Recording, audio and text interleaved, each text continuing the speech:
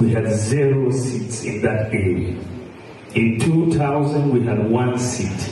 In 2004, under President Ford, we had 0 seats.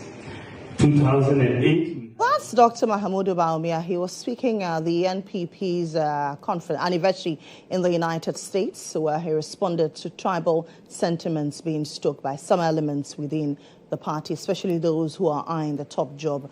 Dr. Barney Champon. Now, Dr. Barney Champon has equally responded his camp, saying that his comments were taken out of context. Later on the Breakfast Review, we interrogate this further. But let's head to the court. Before I take you to court, let me pump you up. It's a lazy morning,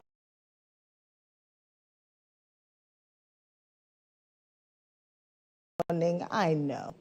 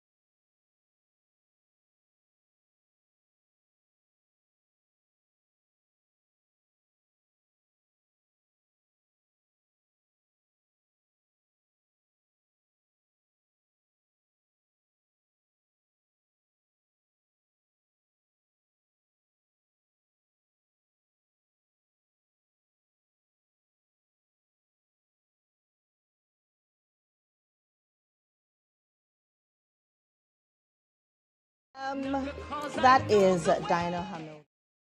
A cool Monday morning that should set the tone as you go out to earn your keep. But as you're earning your keep, make sure to stay out of trouble, because guess what? When the hands of the law catches up with you, well, let's head to the courts.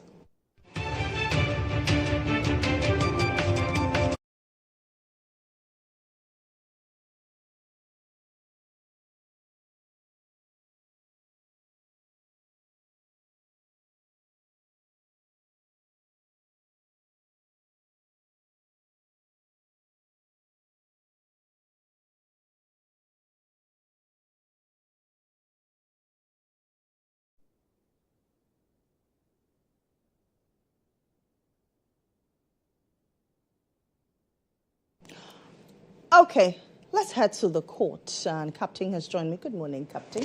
Good morning, Lily. Lily. Good weekend. Yeah, the weekend was great. In fact, those of us who we see football as your first love. Yeah, over the weekend. So you returned to your first love over the weekend. I did. That's a good one. I had fun. at the Emirates Stadium, at the Legon University of Ghana Stadium. And I was also doing some commentary duties, you know. I had people meet me outside and were asking, what's your name? Then I have area boys who we know each other but not by name. What's your name? Yeah, I saw the face and the way the lady introduced you. I thought when I see you, I'll ask you what's your name. I said, no, that's my twin brother. I know, right? But it was fun. When I go to places, I was in the Western region over the weekend. Okay. And when on my way back, when I got to the Central region, you stop and then I wanted to get a few snacks. And then somebody said, oh, you? You are the one on GHOne. I was like, no, that's sometimes it's difficult for you to run away. Oh, no, that's not me. One, yeah. He said, hey, are you sure? You look like her. I said, yeah, Kika.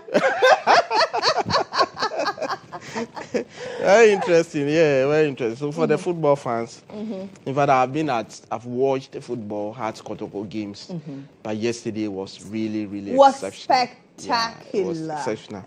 I've never seen. I'm a Hearts fan, but I'm not saying this because I'm a Hearts fan, but I've not seen Hearts played with that energy, and that desire and passion. Yeah, because for so long a time, Kotoko has sat on the happiness of Hearts folk, beating them both Kumasi, both in Accra and all of that. And at this particular point in time, but Kotoko have been very disappointing in this very tournament. All three games. I know the against people will come after us. Oh, I know they will come back. Who cares? But whatever it is, we doff our hearts out to the Phobians. You know the most disappointing thing for the Phobians? They were looking at the trophy and said, this is the moment, beat Kotoko and take the trophy and shine their eyes. They did that energetically just after the game and we're into that.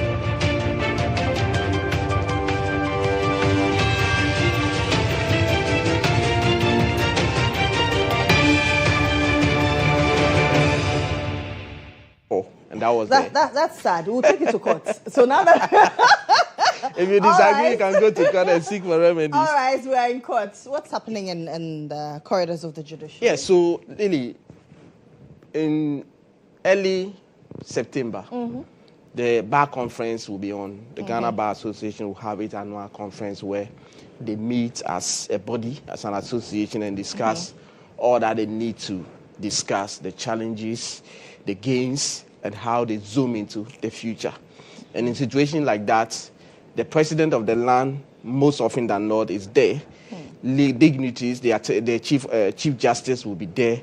And of course, some other personalities, all of them will be there. Last year was held in Kumasi. The Otumfo or Tutu was there, and all of that. This year is coming up in Wa, the Upper West? Wa is Upper West regional capital. And on the 20th of August, Roxanne Nelson Dafia Makbo, member of parliament for South Dai, posted something on his social media account suggesting that the president of the land had not been invited and made reference to the fact. You know that in recent time, there was some controversial statement that came from the Bar Council of England and Wales. And then he made references to the fact that the chair of that body was invited and our president was not invited. So that became a controversial issue and all of that. Friday, the Ghana Bar Association came up with a statement to clarify that and said, look, that particular assertion cannot be true because they've extended invitation to the high seats, invited the president, and in fact, the president has acknowledged receipt that he will be attending that particular, absolutely. Anna. So many were asking the question, and where did the honorable MP had his information from and all of that. So as you can see on the screens, that is the clarification, or clarity by way of what the Ghana Bar Association has said. Two issues were those that they clarify. One, about the fact that the president was invited. Secondly, with respect to the Bar Council of England and Wales, they said that annually they have always been part of the app program. So it is no news that they were also seen on that list. But what is clear is that from the Ghana Bar Association, the letter signed by Mrs. Agati, the national president, and of course the general secretary, they made a point that the president has been invited and he has acknowledged receipt of attendance. Okay. What more are we looking at this morning? Yes, the Attorney General has been swearing in some board members Okay. in respect of units under the Office of the Attorney General and the Ministry of Justice. And in fact, that of the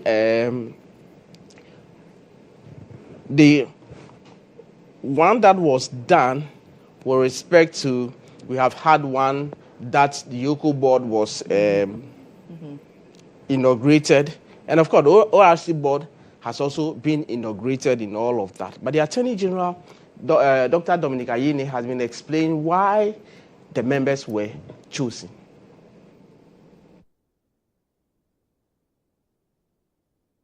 You were carefully selected, and in some cases, you are statutory nominees.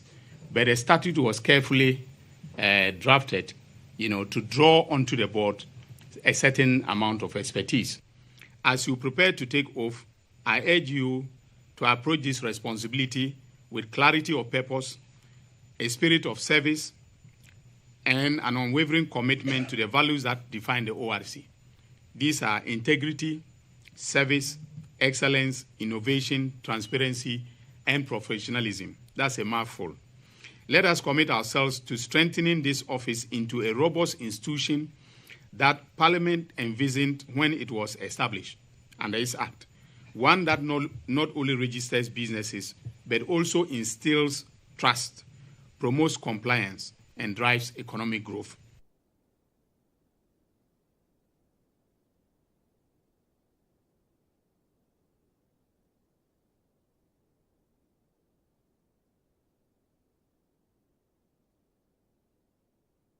That is the Attorney General, Dr. Dominic Ayine. But in all of that 10-member board, a representative of them has a message after accepting that particular assignment.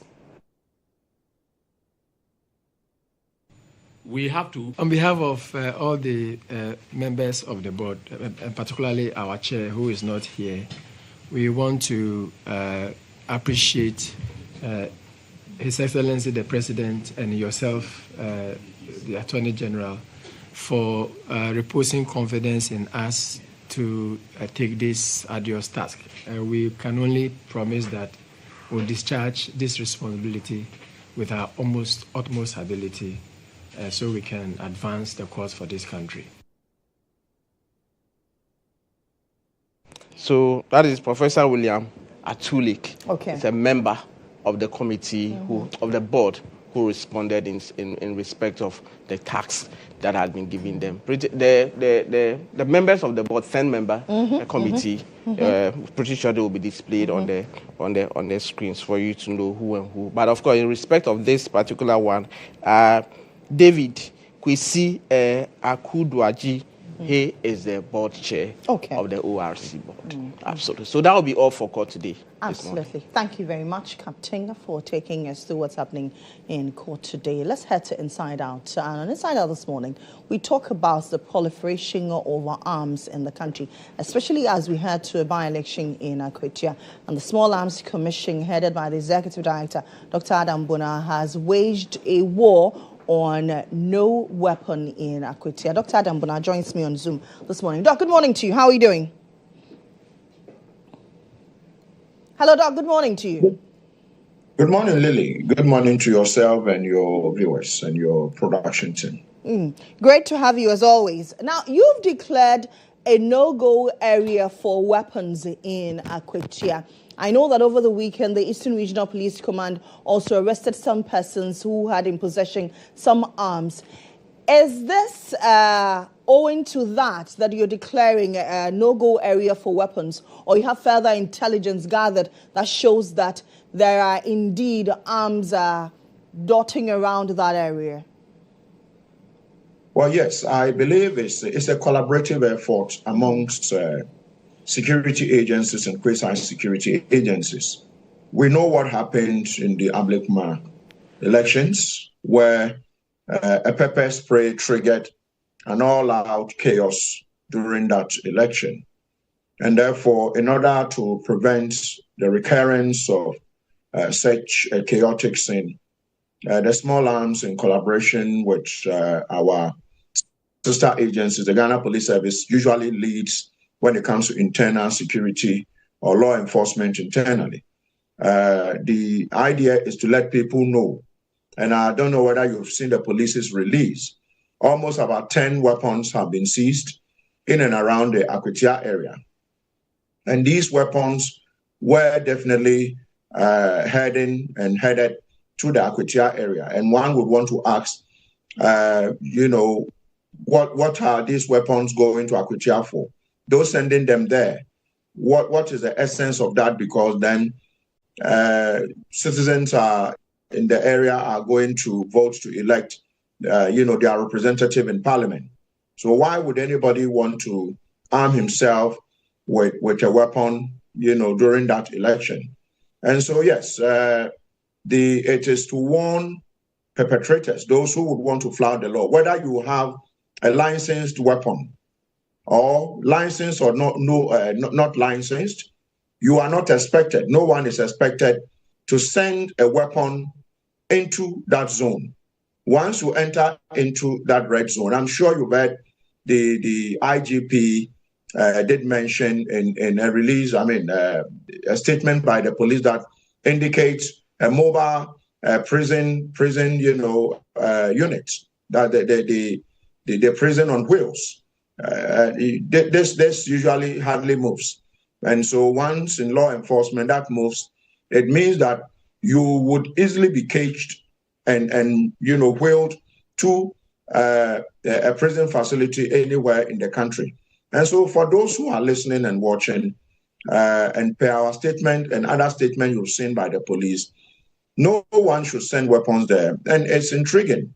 Why would anybody want to arm himself for an election like this? And it is not just firearms, pepper spray, tasers, sharp implements, machetes, and all that are not supposed to go into the red zone.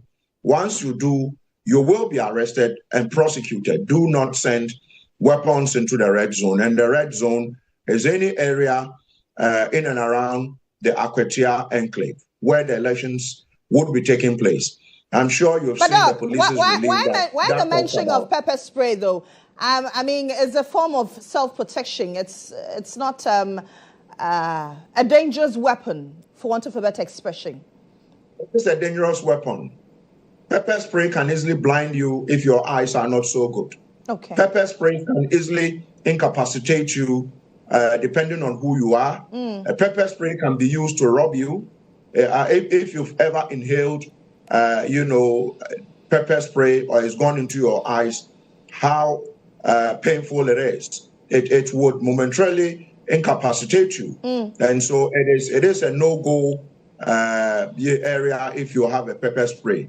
There are about 5,000 uniformed police officers, together with some of our, officers on the ground, together with national security and all manner of security personnel in that red zone. It means that everyone would be protected. Every life would have to be protected. You don't need to send pepper spray, tasers, knives, sharp implements, weapons, ammunition into the area. If you did, you will be arrested and prosecuted. I think the message is very simple.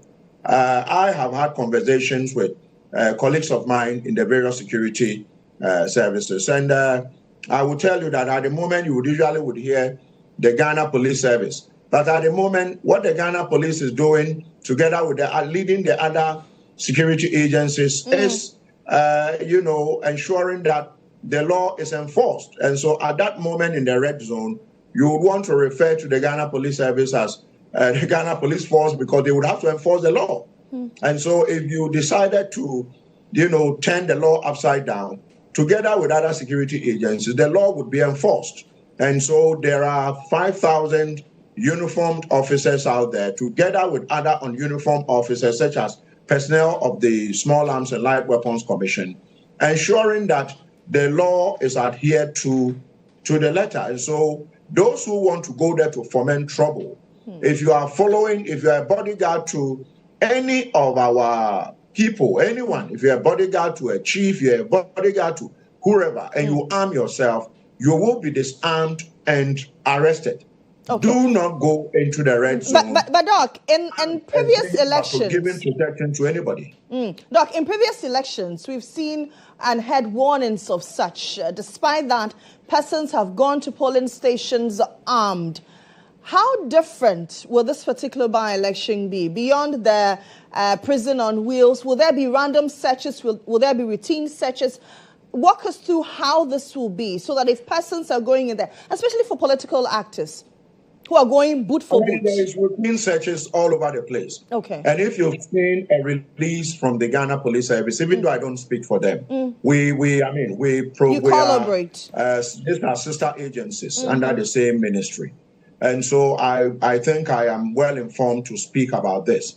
The CID, the Ghana Police Service, which is part of the Ghana Police Service, I'm sure you are aware that almost about 10 weapons, these are literal weapons, firearms, have been seized together with the cache of ammunition. And some of the people who have been arrested are foreigners. A Chinese national has been arrested. And so just like I'm saying, there are random searches, routine searches, snap checks. And so every vehicle that is entering into the red zone will be searched. Everyone who is going in there and is suspected of carrying a firearm would be searched. Carrying, a weapon would be searched. And a lot of the work is being done by Intel. And so you'll never know if you are living in Accra, you are living in Kumasi, wherever, the Volta region, the Upper West, the Upper East, and you are heading towards Akwatia, you will not know who has sent Intel ahead of your getting into the red zone, of you being armed, and you will be arrested before you enter into Akwatia Township or the red zone. Let's call it the red zone. Okay. And so mine is that the elections should take place peacefully. Those who want to perpetrate, take the laws into their own hands, obviously will be caught and punished. But Doc, we also know that there are already arms in circulation in that area owing to mining activities. Some miners have arms. What are we doing with regards to this? Because we're trying to prevent people from bringing arms out of the community into the community. Now, there are some members of the community who are members, some of them are illegal miners, who have possession of firearms. Well, if you have a firearm, surrender the firearm to any of the security personnel in and around the area. Surrender it as soon as possible. If you have a licensed weapon, keep it at home. If you have a licensed weapon, let me repeat, keep that licensed weapon at home. Okay. Your life is not under threat because of one-day elections we are going to have in Akwatia. Your life is definitely not under threat. Ghana is a free country. We move around peacefully, except one or two locations like Boku where we have a conflict. If not, Ghana is a peaceful country. Your life is not under threat because of a single day by-elections we are going to have. And so if you have a licensed weapon, keep it at home.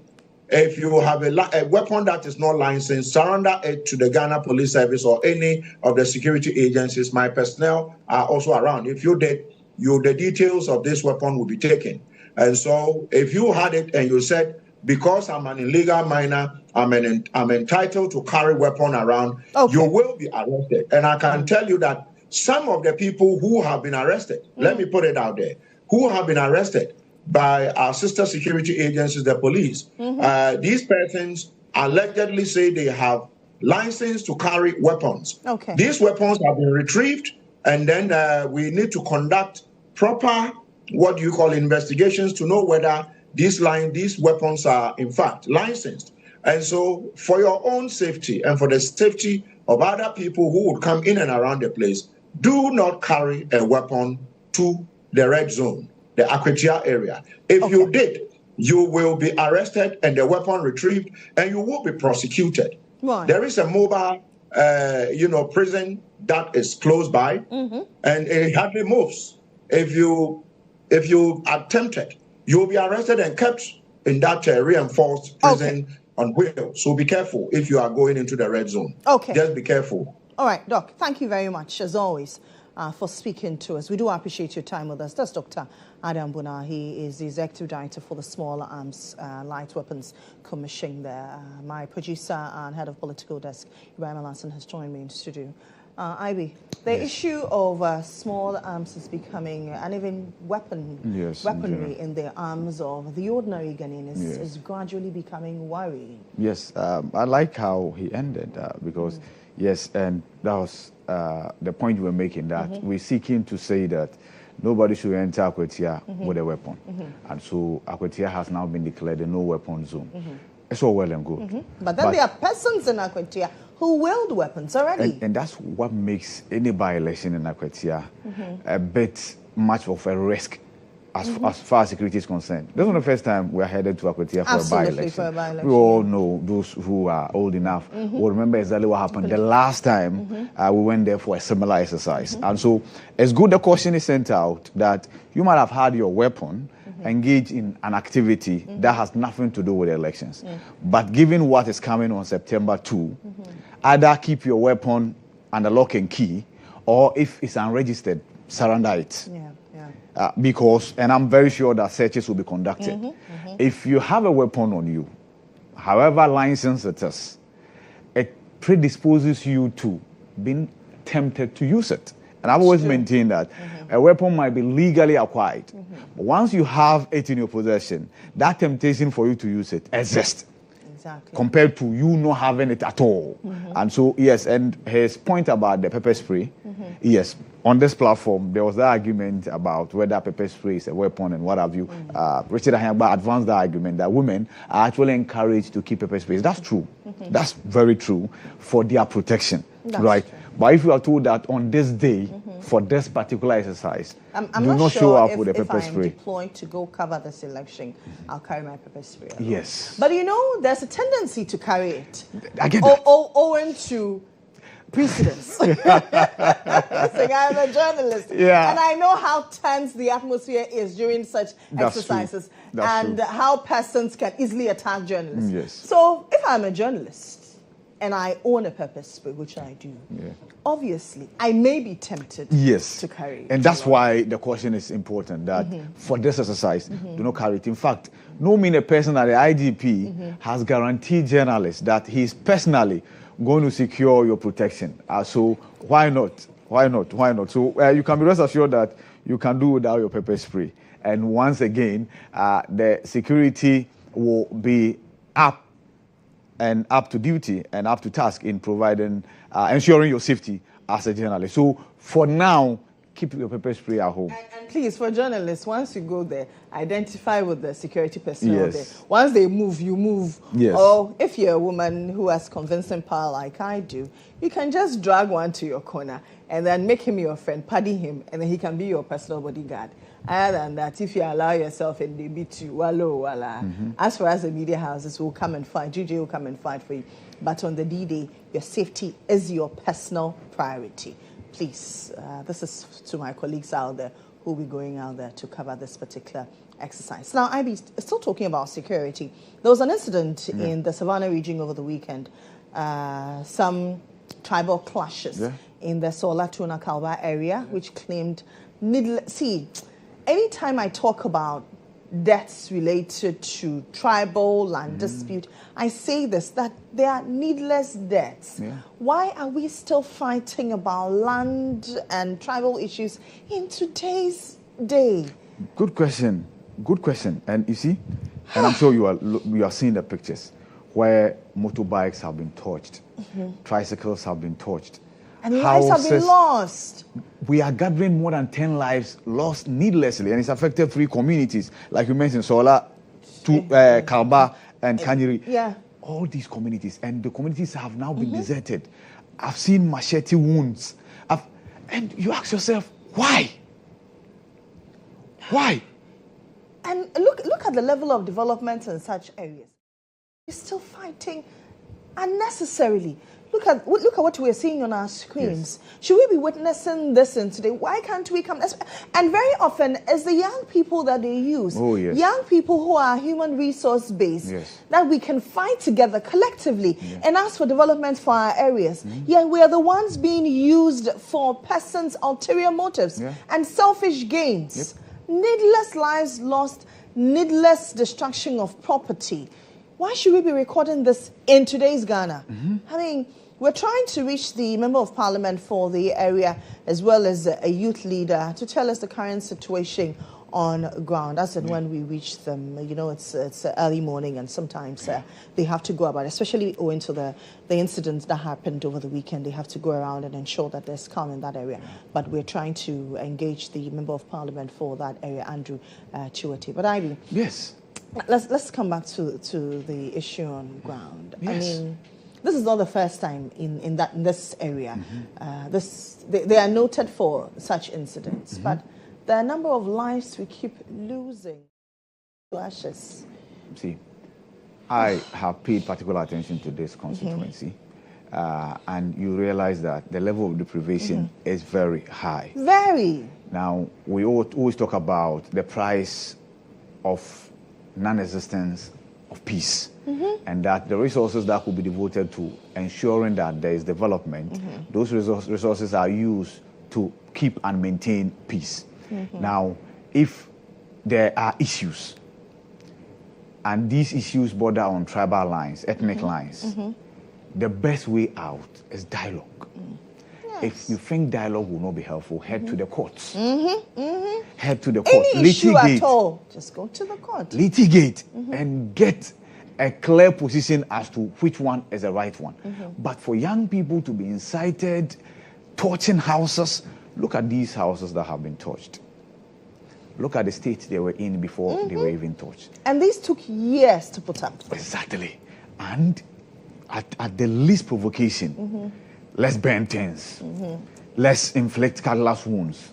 Let's deploy weapons. I think the Peace Council will have to activate its preventive mandate. Once it sniffs of any tension, it must quickly move in. It also tells about intelligence gathering, because I'm sure this was brewing for some time. This was not something that sparked overnight. This was brewing tension, and now it escalated to this. So it also talks about how much we put premium on intelligence gathering and what intelligence gathering resources we deploy to such areas.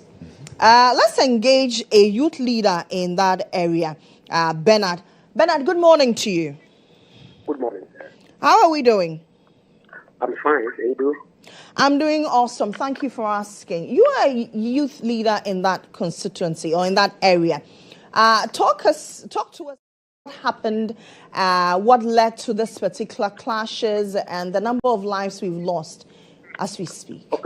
Okay. Thank you so much for this morning. So the crack of the matter is that a community near the Solar, what do we call it? A township. The Solar constituency. The Solar is the capital town. There's a community called Bingiri. That is where the incident happened. Someone actually bought a land. He bought a land 15 years ago. By the time he wanted to develop it, the chief of the area gave the land out to different persons. Okay. So he said, no, this is my land. Why do you give it to someone who has come from down south, went to Galamsey and got money? Now he decided to come and buy the land at an exorbitant price. Then he decided to turn the land for the person. Now he started developing the land. Now the chief of the area son decided to attack the guy. So in that attack, he overpowered the chief's son. Now the chief's son now went to Kalba, a community called Kalba, to another chief with their, let's say, warriors or whatever, and get external force to now come into the town and attack that particular guy and then the family. So that is where the whole thing started. And then the shooting and killing and beating of one another, that resulted to that. Now, after that, we now move to the other tribal communities this chief and their people, they move to other communities to kind of destroy properties, whoever they know to be a known face or to be a person of importance in the Solatuna Kalwa constituency, they go to burn your property. So it is the reason why they nearly burned the MP's house yesterday, and then they burned one elderly man's house yesterday in Sola Town itself. As I speak with you, there's a security in the community, the district. It is no more the 2-3 communities. Okay. They have spread across the communities, over 275 communities in the district or the constituency. And I wonder how the community, the security will be able to be in every community. So we've been hearing pockets of violence in communities, upon communities. So that is the bottom line of it. And reports suggest that a number of persons involved in these clashes are young men. What is encouraging young men to wield machetes and touch houses and kill themselves in such areas? You're a young person there. Yes. So I don't know where they got that from, but be as it may, you realize that people most often are not this proliferation of small arms and things like this. You don't actually know where they get them from. I think this one to be the perspective of the security. I don't actually get it, but that is how it is. The machetes and then the guns that they come with, I will be unable to tell where they get them from. But what's the current situation? Has calm been restored to the area as we speak? Should I call it calm? Because, well, we haven't heard of this morning. We haven't heard anything because the thing happened yesterday night until this dawn. And for today, we haven't heard of anything like that. I understand that security is patrolling the whole district. And the key areas are the Kalba, the Tona, Sola, which is the capital, the district capital, and then Benjiri, where the incident actually happened. So security soldiers are in the town and police too are here. So we don't know, but we only pray that things will calm down. But when, this is not the first time we're seeing this incident happen in that area. When leaders call for calm, do the young people there listen, or there's growing mistrust between leaders and then the young people? They listen, but I must be honest with you, the way the district is, it is that porous when it comes to security.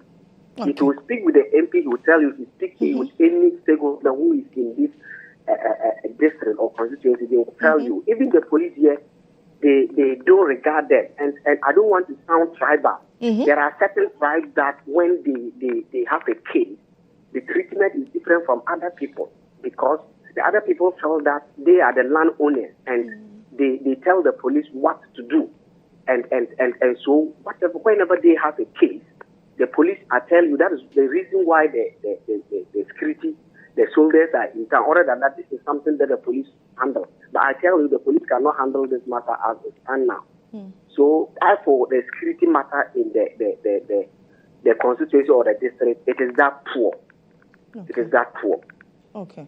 So, from where you sit, what is driving these conflicts? Is this solely land ownership, or there's tribal undertones, or even unemployment? What is driving these conflicts? Yeah, I can't say unemployment. I want to say it has a tribal undertone because as I said, this is Gonja land. Clearly, it's Gonja land, and that is they are the custodians of the land, and the district is predominantly Berforce. Reports have it that the Berforce alone are about 70%. The Gonjas are not even up to 30 because other tribes are there. So the Berforce who they think are not the landowners, most often are the people that they have problem with. And when it comes to matters, it is not as if the Berforce want to have the entire constituency or the district as their bona fide property. However, the plots that they are even farming, the plots that they are building their houses on, it has always become a problem. And I tell you, this is a typical example which is bringing this conflict, because the landowners felt that they are the custodian, they are supposed to sell out land. But this is the situations where two people are fighting over that land. As a custodian, you take sides and rather took the fight upon yourself. You are not chief, or you are the chief. You are to determine how the land is to be used. That is the problem. So for me, we've been having, we have not had a fight up to this magnitude. However, there've been small classes that don't come out publicly like this in the district, that we know as youth leaders. We know that sometimes the chiefs have to interfere, the other stakeholders, the MP, the other security. But I tell you, it does not always, even Fulani herdsmen, when they have a case with the Bedford people, the Bedford people most often than not don't have a way. They tend to support the Fulani herdsmen, to mean that, I mean, they didn't try to say that the Bedford people are strangers in that area. So they basically go into the direction of who is having something, or let's say resources or money, and you are on their side. The chiefs will not hesitate to speak for you. So that has been the problem in the district. Okay.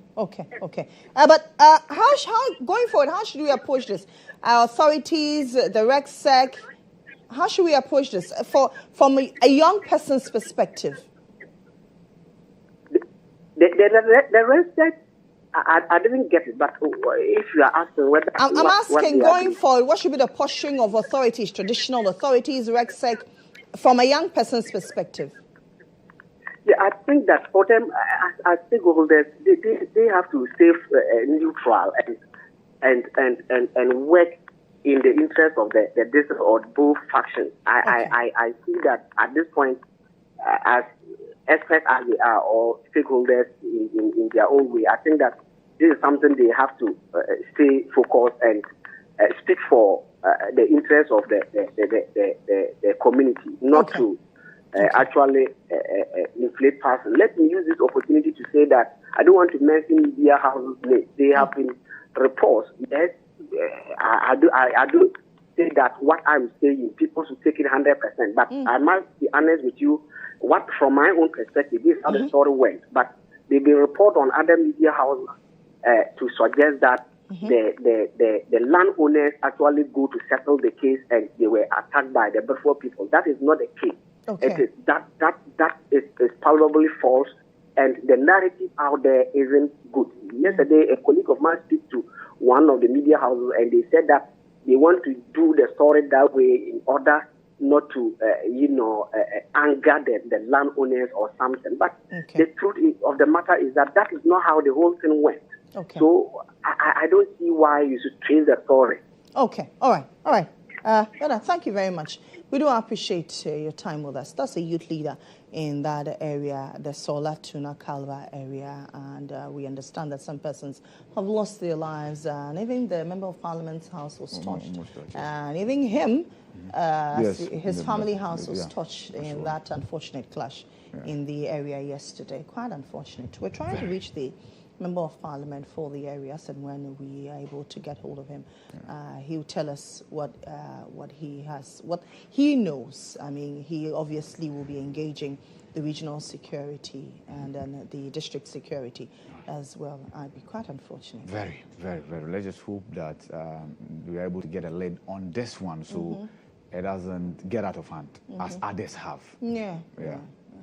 Anyway, thank you very much. That should do for Inside Us. I'm sure. Thankfully, we have the Member of Parliament for the area, Andrew Chiwati. He's the Member of Parliament for the Sola Tuna Kalba constituency. Thank you very much for joining us. Good morning to you, sir. Good morning, madam. How you're doing, especially after learning that your house was touched in this unfortunate clash. Tell us the current situation in your constituency. Let me say thank you to you for this opportunity. But for now, things are calm. But just to add that, my house wasn't touched. My uncle's house was touched. Was your uncle's house? That was my house. My uncle's house was touched. From there, they were moving to my house. Fortunately, my place was saved. But that is not pleasant at all. I don't really intend to speak much on this. I just want to tell people to be calm, especially those who grant interview to the media houses. Let's be very mindful. Let's be very careful the way we put our things.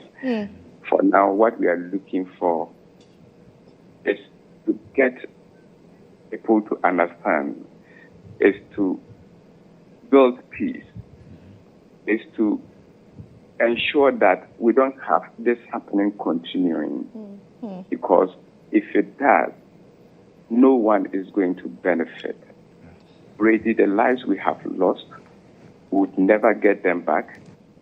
Well, for the buildings, if they had even burnt down my house, once I have life, I could build one if God takes it. But the lives that have been lost, we would never get them back. So I beg you, I wouldn't want to talk much. Apart from appealing to people to be calm, we should give the security officers the chance to maintain the peace that we want. And then we should strategize and rebuild our constituency because it's one of the poorest in the country. And so what we should be looking for now is development. What we should be looking for is getting President Mama, who comes from the area, to support us build. But we should not be destroying what we already have in place. The little resources that we have to develop the constituency or the district, we should not let the district assembly use that to keep peace. That is unhealthy. That is uncalled for. That is not necessary. Okay. But Honorable, I want to find out from you, how many casualties have been recorded in this unfortunate clash?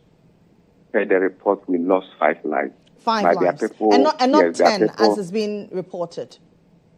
Come again? And not 10, as has been reported. No. We lost 5 lives. Okay. People were injured.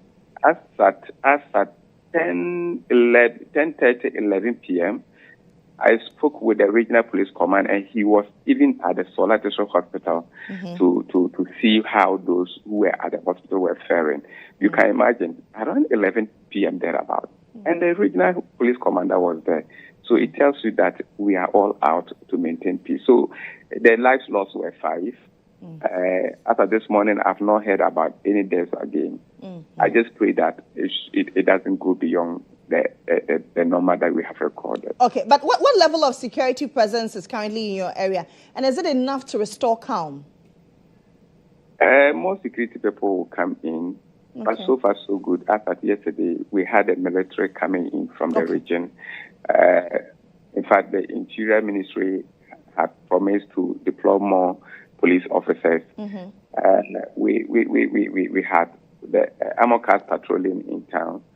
I am not currently in town, but I've been in constant touch with the DCE. I've been in constant touch with the police command and the military as well. So I am very certain that with the security measures in place, things will not escalate.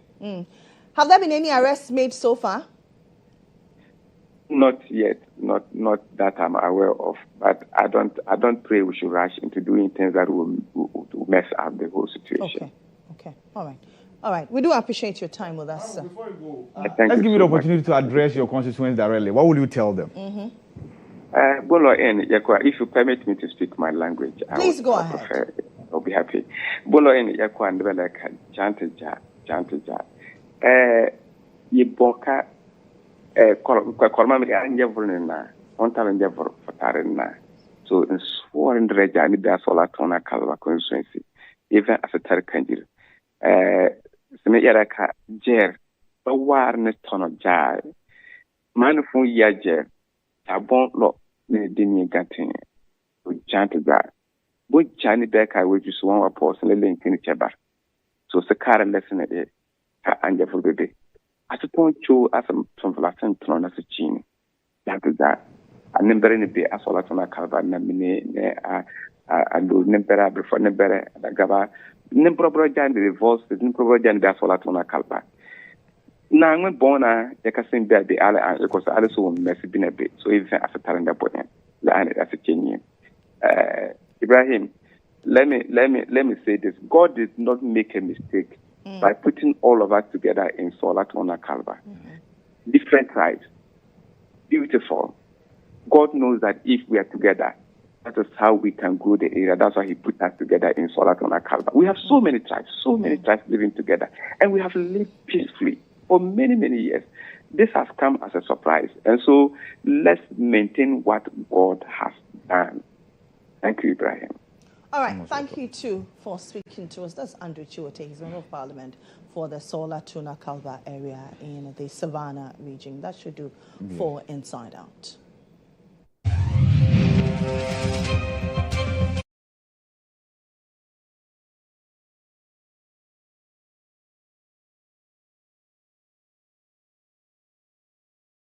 We begin with the daily graphic on today's papers. Ahead of Akwatia by-election, police seized guns and ammunitions and 5 suspects busted. 2025 Homo Gamanche visits ancestral burial grounds, intercedes for protection and blessings. 2025 BEC results out, 177 candidates' results cancelled, and 93 of them have been withheld. Those are the stories on the front page of the daily graphic. Well, the daily guide this morning, Lily, Baumia slams tribal religious propaganda and stop twisting my words. Brian Champon fires. Illegal miners destroy 2,000 rubber trees. And of course, the two stories are related. I'm talking about Stop Twisting My Words by Brian Champon, doctor, and then also Baumia slamming tribal religious propaganda. It's in relation to both. Shatawale undertakes spiritual cleansing after Yoko release. And later this morning, you will sit down with Yoko and find out this whole brouhaha especially about vehicle recovery and then stolen vehicles and how persons should look out for stolen vehicles, and if you suspect that the vehicle you have is stolen, what processes you can go through. Most definitely. 21 government tablet missing at Isiama Senior High School, and that is it for the daily guide this morning. The Ghanaian Times. Book research allowance cost government 712 million cedis alone in 2025. That's according to the education minister. President strikes $100 million agreed deal, meets UN Secretary General at TISAD or TICAD.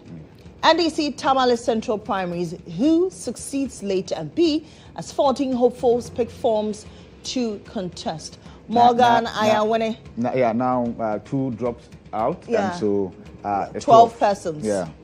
That's quite a number, huh? That's quite a number. Morgan Ayawene, 6 others re-elected to lead ICU Ghana. The Chronicle this morning, Brown's alleged tribal comment rankles Baumia. Akwatia by-election, police to deploy Black Maria. 5 arrested for possession of weapons. The Black Maria is a van. Is the van. The prison on wheels. Prison on wheels, like Akwatia on wheels. If you foment trouble, know that you are entering the Black Maria. And yes, instead of getting the opportunity to witness what will happen there, you only come to Accra after all is said and done.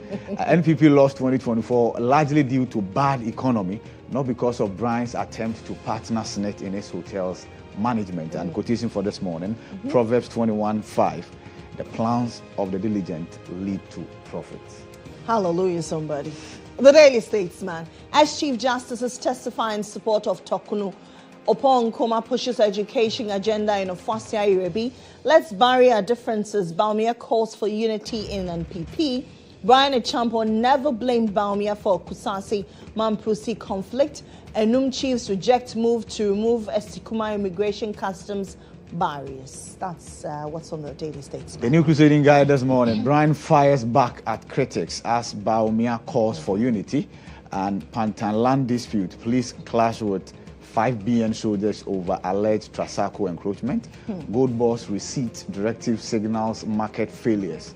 That's according to engineer Ngomashi. Brain Hill International School opens new Bowery campus. And Galamsey fight intensifies as task force seizes 2 excavators. That's it for the New Crusading Guide. The Informer says race for NPP standard bearer Brian Champon condemned over tribal taunts. Baumia calls for clean campaign on basis of track record, ideas and integrity. Abuse of honorary titles. GTech wins public support. We're not satisfied with government's increment. That's according to cocoa farmers, and NACOC closes in on drug peddlers. Yeah, there are many things that we are all not satisfied with, but we'll make do with what we have. We'll make do with what we have, right? Yeah. You know, some people are excited that the dollar has dropped for the city to appreciate. Some of us, we are not happy like that. You see that thing. Because if somebody dashes me dollar now, becomes a challenge. But for God and country, you know that. That should do for this. Take a break here. When I return, I sit with my guests to talk about national issues. There are 3 of them. Please stay tuned.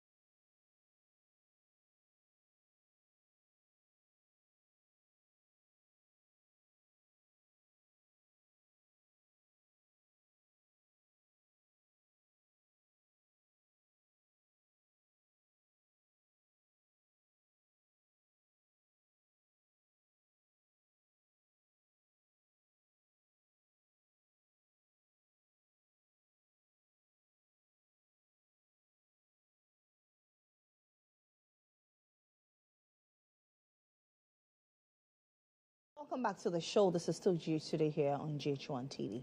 It's now time for the breakfast review.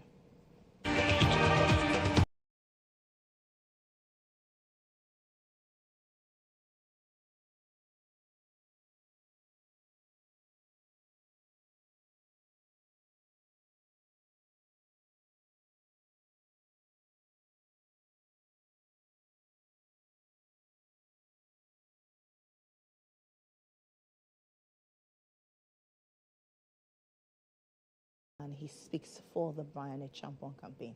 There are a lot of things that have been thrown about over the weekend about tribal sentiment, about Dr. Brian Champon stoking some tribal sentiments in politics. Dr. Mohammed has responded, and we're also learning that Dr. Brian Champon says that was taken out of context. He'll clarify that for us here on the show. We've also been joined by Paul Nanakwabna Brampamensa, his programs manager in charge of security sector governance at CDD Ghana, and Bilal Amziz, Member of Parliament for Chana Paga. Good morning, gentlemen. Good morning. How are you?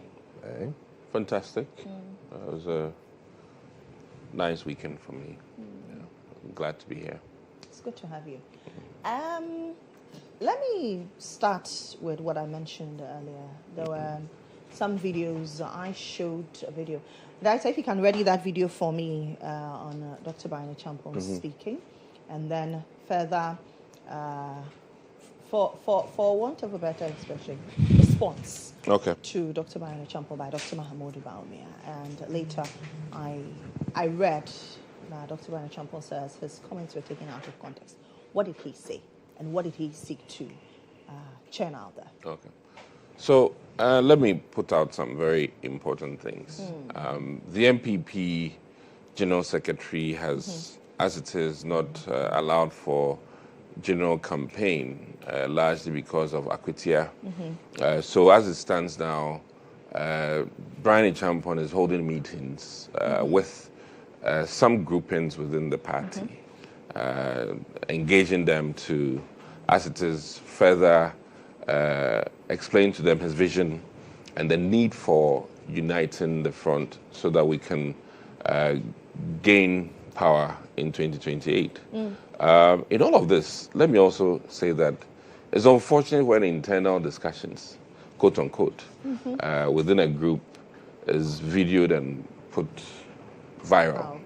I say this with the greatest of respect to many people, that some internal discussions are not necessarily good for public consumption. Okay.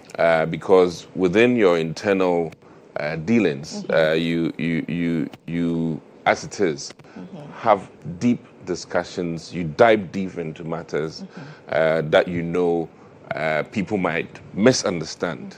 So it's very important that I say that I personally do not support it when internal discussions or, as it is, commentaries are taken out. So I don't support that. Now, be it as it may, I think, let me clarify some very important things. Dr. Brian Champon, in his discussions with the people, reiterated that there are many things that worked against us as a party in the last election.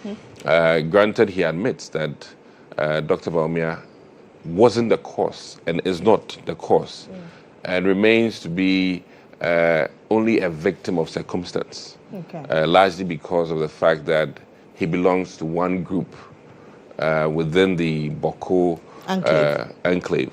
And for that reason, as we embark on this journey, we need to be cognizant of the fact that that pitches us against one group, and that can contribute to the loss of some quantum of votes by virtue of the group that he belongs to. And this is not being tribal, it's just that the party should be aware. And I think that we are in a huge deficit. And he makes the case that we need to be aware of that and have a candidate that will not start election already in deficit by virtue of the fact that he belongs to a certain grouping. And I've heard the argument that Nanado and Kufuor still got votes there. But we must also admit that they were neither of. and that makes it a bit more neutral. So as it stands, respectfully, Dr. Bawumia is not the contributing factor to the Boko conflict. However, he has become a victim of circumstance by virtue of the fact that he belongs to one group. So this is by way. It was a passing comment, of the many things that we discussed. So is it that he made the comments, but he was taken out of context? Oh, absolutely. And I must admit that, there's a lot of misinformation in politicking, and we do not subscribe to misinformation. Our team, we're guided and, we're very careful about our responses. We're very careful about not misinforming the public. And we believe that, regardless of what we are working on to achieve the flag bearership, it doesn't mean that we should go at each other the way that we're doing it, and especially not in public. These are quote-unquote boardroom discussions that at any boardroom level, you are supposed to open up and discuss and find solutions. And I think... But he had a microphone. Didn't he think that, he could even go out of the space that he was? In fact, it was a very restricted area to people within the party of some hierarchy. Some of the meetings are with former members of parliament, chairman of constituencies, electoral area leadership, or constituency leadership. So these are people who are, quote-unquote, very knowledgeable in terms of party affairs. And I think that divulging some of the key things that contributed to our loss, if in local parlance, one area and in stating some of the things that worked against us, Was it a factor, the Boko issue? Was it a factor? Oh, that affected your listen, I think even the former vice president admits that it is a contributory factor, not the only factor. And let me be very clear here: it was not the only factor, but a contributory factor. There are many things that went up against us in the last election. Even the economy, for crying out loud, the way that the former vice president was silent on things related to economy, where we thought that was his bane and strength. That silence, I think, also contributed. His silence on the very important thing, which was the economy. But he thought that he had done a lot of work and he had others to speak to it. He was focused on digitalization. Ghanaians need a reminder every now and then. And the one thing I've come to admit is that people do forget, and they forget quick. And that has been one of the key things. So you need to always remind them. And we cannot also depend on past record. People are looking into the future. And I think that our work as a party, largely now, and I must say that bluntly here, is to make the party more attractive and bring on board many more people. And admittedly, in doing this, if by virtue of one person being with a certain group and it's going to alienate more people, then we need to be mindful of that. Yeah, we need to be mindful of that. Paul. I like this morning, being cautious of the challenge ahead of the party as a whole. I will say that primaries are the mountain tip of every political party. I was just discussing with the Honorable that the 16 people who have picked nomination forms in Tamale, they need to manage it well. It's now, not about there were 14, now we're learning two have opted out, so there are 12 now.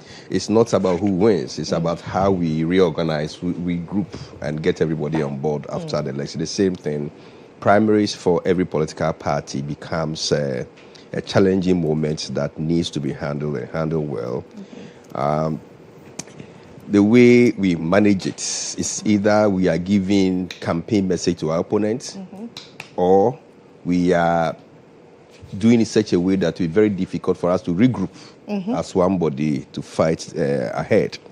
So I like the way Doc has been giving a caveat and being circumspect of his choice of words. That's encouraging. I believe everybody from all parts of the groups are going to emulate that and go forward.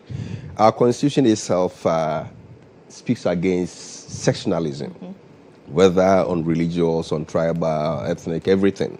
And that's why there's a whole provision in the Constitution against people speaking in line with their sectional interest. So it's also, again, good that a spokesperson of brand has been able to clarify that that wasn't the intention. But we need to also be cautious wherever we group. You remember this was Safuma and Koforodia issue. It was same internal party issue, but it came out. It came in all the papers. How it comes out is what we don't know. So we need to be very cautious and be circumspect whenever we are using these things. That said, I will urge the MPP to go back to their research, post-election assessment that they did. Probably meet all the people who have come up to contest for the presidency and their group. Let them go through to see what are the actual challenges that confronted the MPP in the 2024 elections. Because I don't think the Boko issue alone could cause them the 2.5 million apathy, the people who did not vote, comparing 2024 to 2020 election results. So they need to, my own hometown constituency in Kariwe, in 2020 they voted around 96,000. In 2024 it was 60,000 plus, a 30,000 difference. And it cuts across almost all the constituencies that they lost some huge margins of, especially in the Ashanti region. So attributing it, singling out Boko as a major, yes, it could be a contributory factor. And they also have to set up people who understand conflict to assess the project that went on in Boko itself, to be able to inform their decision. Because if they don't understand that and they go by this tangent, they are going to continuously lose the Boko seat, the Boko election, Boko votes. It's not only about Bawumia issue, it's about people in circumstances not being allowed to go to the polling station to cast their votes. So it goes beyond that factor. Yes, it could be a factor, but it goes beyond that. So I will leave it here for them. Two things I've said. One, they need to be very careful the way they manage their internal affairs, because they need a unified force to go for 2028. And two, they need to do a thorough assessment of Boko itself. Single it out, take it out from the entire post-election assessment they did after the 2024 election, and do a thorough search for Boko. Probably they can add END and Narugu to find out what were the causes there, so that they can be better informed. Whoever comes who is going to face the same problem they faced there. It was a project. So they need to assess Brian comes, Kennedy, whoever comes is going to face that. So for that, I leave it to the MPP to ponder over it, do their own assessment, and see that they take it up. But they need to be cautious of the constitutional provision that speak against sectionalism as far as politics is concerned. Alamzi. Yes. Good morning. Good morning, Lily. Thank you very much. As usual, I wish to say good morning to your cherished viewers, and permit me to say good morning to the good people of Chana Paga constituency. My question to the MPP is, why fight now? When there are bigger blows ahead, we are patiently waiting for you to finish and come and we'll blow you very well. You people are fighting. I would not be having much to say, but I still have much to say. I think the MPP, they have problems more than what they are facing now. I can say there are a good number of regions in Ghana that MPP doesn't even have a representative as member of parliament there. That should be a concern. 7.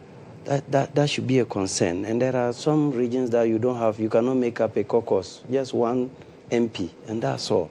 So I think once you present yourself that you want to go for primaries, you should be ready to accept anything that they will throw at you. It's internal contest. And definitely you don't expect your opponents to come and be massaging you and giving you sweet talks. But I understand Bawumia, because in the history of Ghana, he has been the most pampered vice president. No, let me start with running mates, vice president, and the candidate. How is he the most pampered? For instance, MPP, as at the time they gave a waiver and brought Bawumia, they were having competent people who could have become running mates or vice president. But they went and brought Bawumia with a waiver. It has never been done.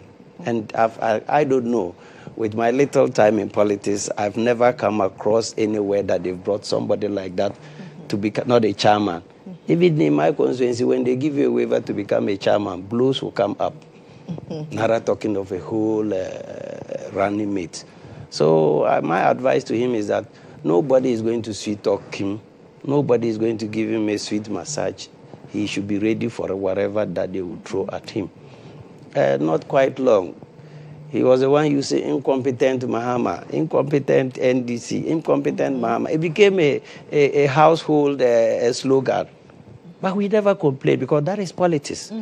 So I want to say he can also go face to face with Brian Achampong. If he doesn't have any distance, I will give him. He can tell Brian Achampong that they will not allow him to become president because he will come and sell our hotels. We are trying to buy our hotels, rather. Because as a minister, we all saw that he wanted to take away the only hotel that is left for us, if not for the Ghanaian workers that came together and decided that no, enough is enough. You can also say that. If you want, you can jab him with what happened at Ayawaso West, which they attributed it to him, that he's a fighter. It's interesting how this has generated into 10 cents of Brian Achampong, 10 cents of Bawumia, 10 cents of... I'm waiting for 10 cents of Dr. I'll say Adichumi anyway.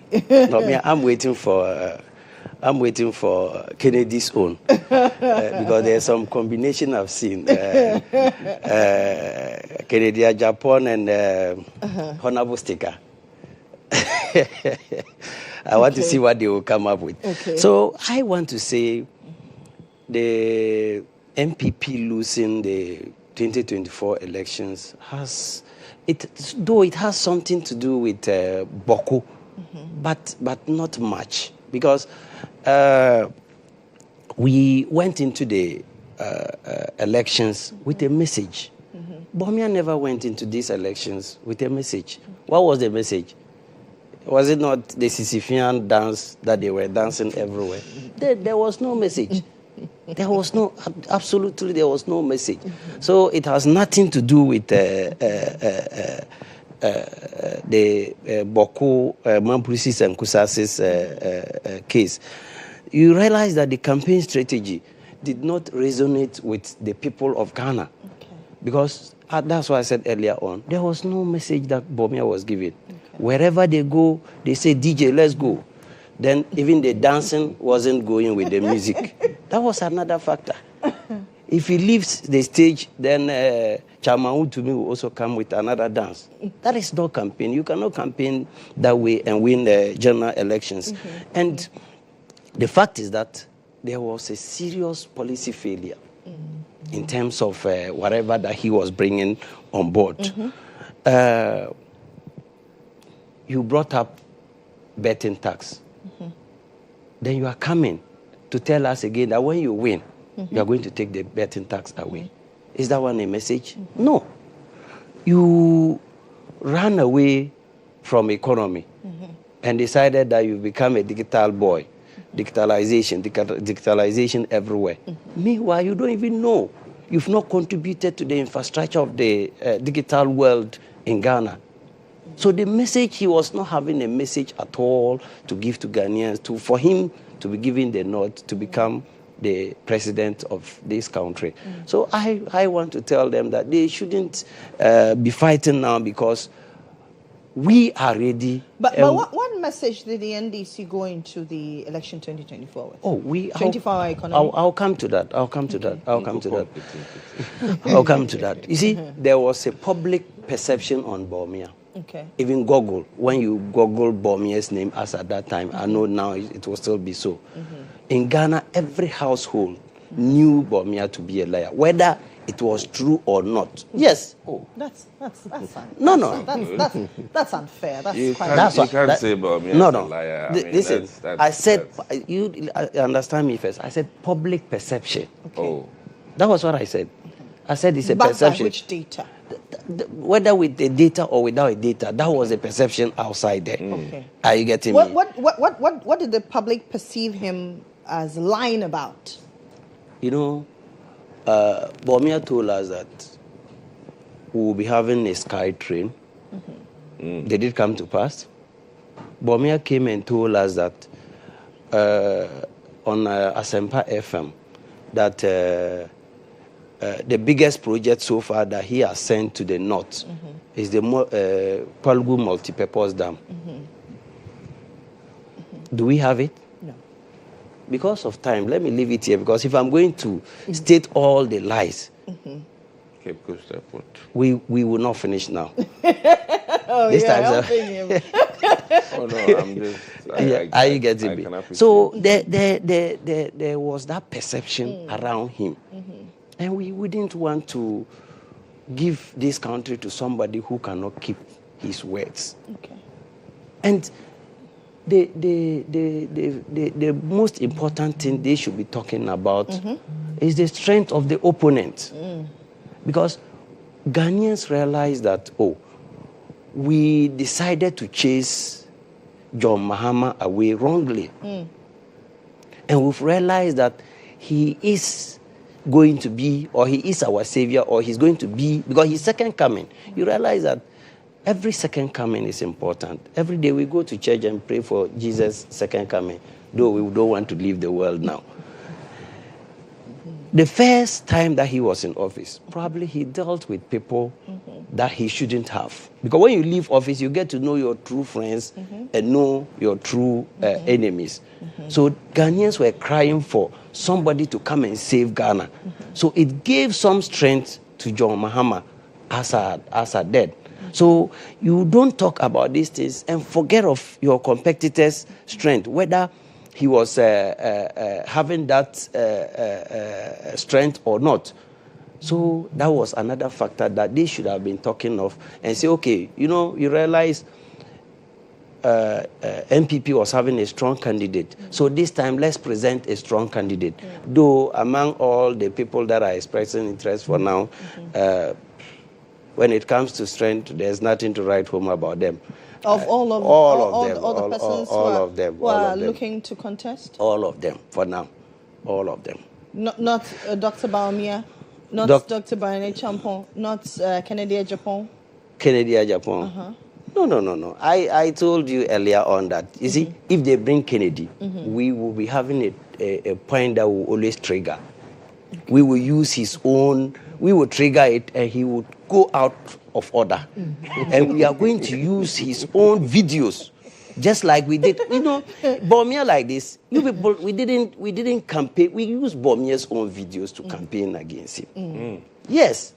And so videos, that was your strategy. Yes, and videos don't lie. So now you're telling us your strategy. That's if they should bring somebody like Kennedy, we will bring out videos and campaign against him very well. But you not talk about policies. You just we'll talk about. We are always when it comes to policies. That is NDC. We'll talk about policies, but we will use his own videos to campaign against him. That's like I said. Dogs candidate. Because of dogs, I don't always want to talk too much about Brian. But we have things to talk about Brian Achampong. The last time I told you that, for me, I like his personality. But I'm afraid when he becomes president of this country, which it will not happen, God willing, he will sell all our hotels. which won't be good for us. So we will not accept that. And look at the communication team that they were having. Abronye, DC, Miracle, who couldn't even accord respect to his own seniors there, was talking anyhow as if Ghana belongs to him. Then Almighty Owusu Bemba. Or what's his name? It's not Owusu Bemba. Yeah. Look at the communication, the way they were doing it. And our national executives backed us very well. For these current national executives of MPP, I don't know why they are keeping them. And that is why they went back to the drawing board, decided that let's start from the top and come down. If they had started from the down to go up, most of them, I can tell you that 90% of them wouldn't have become national executives again. But they are currently pushing from the up down, so that it's an open secret. All of them want to go and make sure that they will keep everybody on board, because they still have their people that are still in vital positions to make sure that Bawumia will still come back and protect them to come back. Look at, we weren't having resources like MPP, but our national candidates went to every constituency in this country. And you think Dr. Bawumia didn't go to every constituency? No, I'm talking about the national executives. Okay. They were enjoying whatever luxury that they were having, and even if they go for national campaigns, it was one of MPP member who even said it on air that when they go for national campaigns, what they want is that they get to the constituency, they get a fancy hotel and lodge and try to get a company for conversation. That was what they were doing.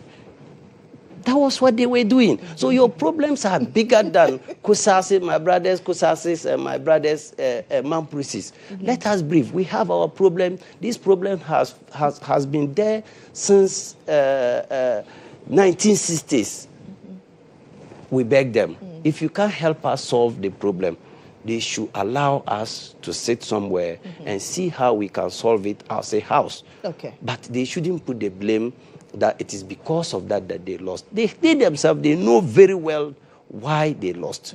And if they are planning to come back, they should come back stronger than trying to find reasons that are not there.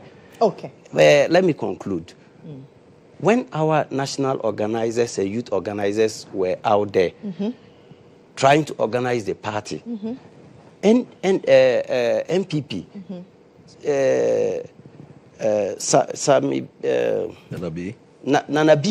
Nana B was on air slapping Sami Jemfi and co.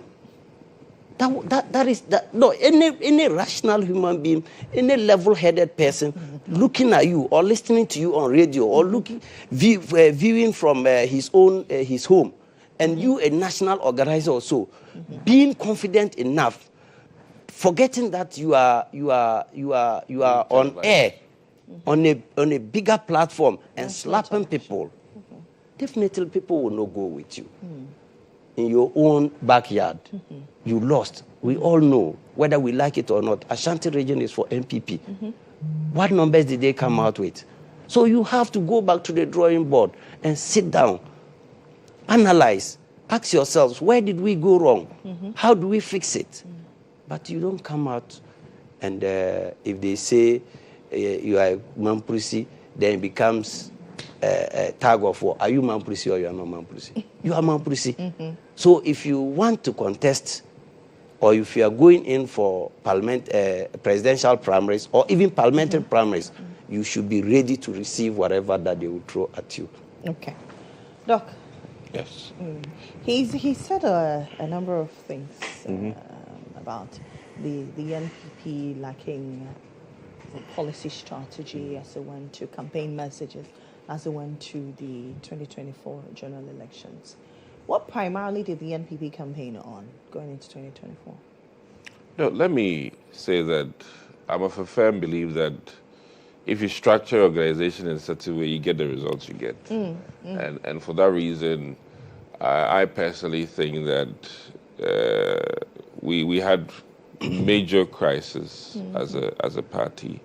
when especially your people's representative was telling government that, hey, the path we're on is not helping people in terms of their well-being and wellness. And I think that overall, post-COVID, economic challenges were not well managed by us, in the sense that people were crying about their daily bread, and we were still talking about, highfalutin ideas, and ideas don't necessarily put food on the table. Food on the table. As the Nigerian woman would say, "Na love we go chop." This is what I would say. "Na ideas we go chop." So as it stands, I think that we need to realign our entire organization. That's why I was so much in support of a bottom-up approach. Granted, the party hierarchy thinks different, but I think it's never too late. We need to reorient ourselves and look at how we can make our party very attractive to the youth. And I say that with, so much passion, because I think that the youth are the future.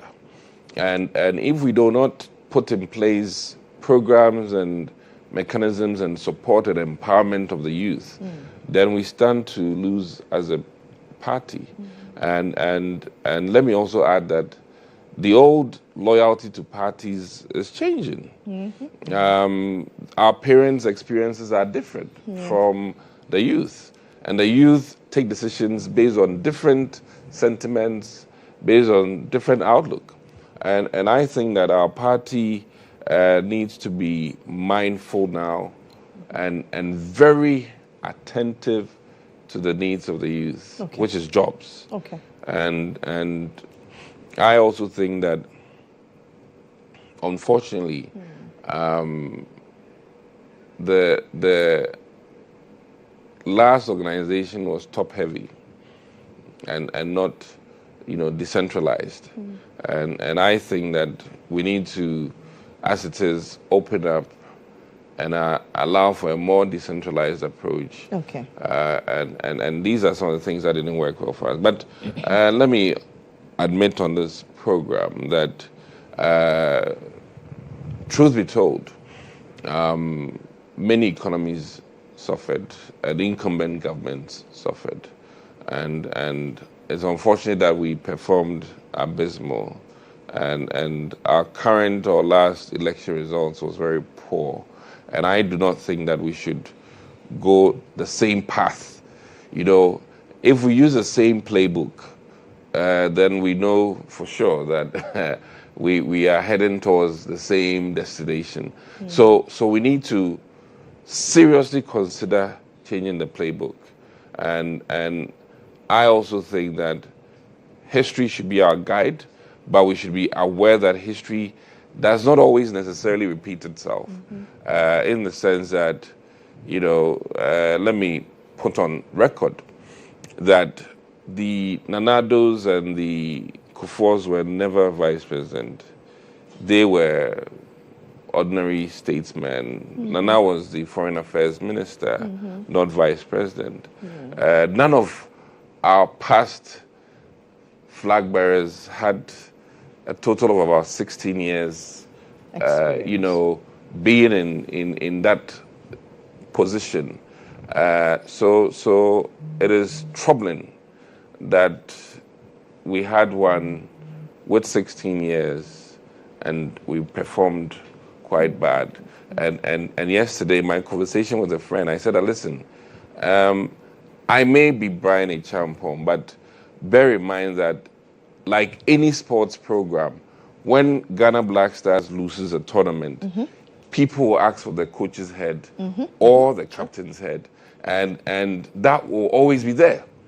If we choose to maintain the captain, fair enough, but there will always be a group of people, like sports, who would feel strongly that since the captain did not deliver, for whether logistical reasons or whatever reasons, as for them, they feel strongly that the game can change if you change the captain.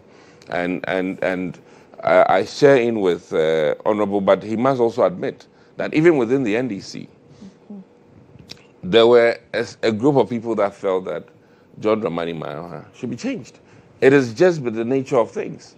And that doesn't mean that they are wrong or right. People should have that liberty to feel that, there should be a change in captain or coach. And for that reason, people should be welcoming. There are many games where the last hour, just a change of one player, changes the dynamic and you get goals. Like sometimes you can even get 3 goals. Anybody who's been a football fan can admit to this, that, listen, people can play for 80 minutes and then the 10 minutes of one player. Sometimes this is not just about beautiful football, it's just the results. And that is my mindset in all of this, that all of us as politicians should look at this as a beautiful sports game. And for that reason, some fans and some players will demand for a change in captain. And we've seen here in Ghana, not in US or Afghanistan, here in Ghana, where a change in coach or captain helped the Black Stars or the Satellites make a huge turnaround. And that is what we, the Dr. Bernie Champon team, are asking for. That, listen, we feel strongly that we don't need to use the same captain if we truly wish to have more people show up to vote for us. And whether we like it or not, I want to put this on record, that apathy cannot be necessarily only a function of just the party, but the candidature also matters in terms of, either contributory. So you think that Ghanaians were tired of the Bawumia face? You're putting words in my mouth, but you're saying that apathy is not just about the system, but the candidature. The candidature makes a difference. So I'm asking, in essence, were Ghanaians tired of seeing Bawumia because they had seen him for 16 years? Well, the youth of today get tired easily. And even in politics, at the local level, sometimes we tell members of parliament that, listen, you've gone for quite a long time. A new face will energize the base. And I think that 16 years can be. But Akufo-Addo was an old face. He came and he was won, not. but he won massively in 2020. He was not. President Akufo-Addo was not vice president. President Akufo-Addo was a candidate. Was a candidate from 2008. And like I said, he didn't have that. And when Kufuor was running as president, Akufo-Addo was not in the limelight. It was Alhaji at the time, before his passing. So I think that these are some of the things. And the youth today, they want new things quite rapid. I mean, that is one of the things that we need to look at. And President Kufuor has said something very profound, that any political party is created with only one core purpose, to help transform lives by gaining power. And it's not about the niceness of having a party or having a flag bearer. That's why Liman, though a very powerful technocrat, Ghanaians and the party felt that technocracy alone cannot win you power. And when you're not in power, all your technocracy is, of no use to the party. There are many, as it is, good, well-educated, well-informed people within the NPP who now cannot, to a large extent, contribute to governance by virtue of the fact that they are not in the field. Now it's the NDC that's on the field. So it might be in the greatest interest of the party to have a strategic candidate that can win you power. Then all the technocrats in the party can then come and make use of their knowledge and skill. But until then, what good is it to as it is, acquire all the knowledge, quote unquote, and not be able to win power? I mean, and let me also demystify one thing. Dr. Brian Champon has a 4 master's degree and has a PhD in information systems. Is pursuing one in securities, and I think that when it comes to knowledge, he's very knowledgeable, and I'm proud of him. Even being as a medical doctor, I'm very proud of him in his achievements in that regard. Academics are the one thing that nobody can deprive you of. When you know it, you know it. And that is fascinating. And then in addition, I think he's very well resourced. He's not just an ideas person. He has a proven track record of translating ideas into successful businesses that are creating jobs. And I think that is important. I think, can I get the invoice? Yeah. You need to do it. Both of them. Is it that he's being convinced? I think he is. Paul, are you convinced? Both of them, you need to build them this morning. They have sold each party and candidate. Well, he's been selling President Mohammed. Yes. And by extension, selling Dr. Bawumia as well. Because he's talking about Bawumia a lot. And he's been selling Dr. Bawumia. Yeah, you need to build them. Who are you selling? Are you selling Dr. I'm selling Kodeo. Now, as we talk about power and politics, there's a critical element, security. Akwatia is in the news. Yes. And over the weekend, the Eastern Regional Police Command seized some ammunitions and arrested some persons. And I think it's worrying that as we're going to, this is not the first time we're going to Akwatia. Yes. And then the last time we went to Akwatia, we saw what happened.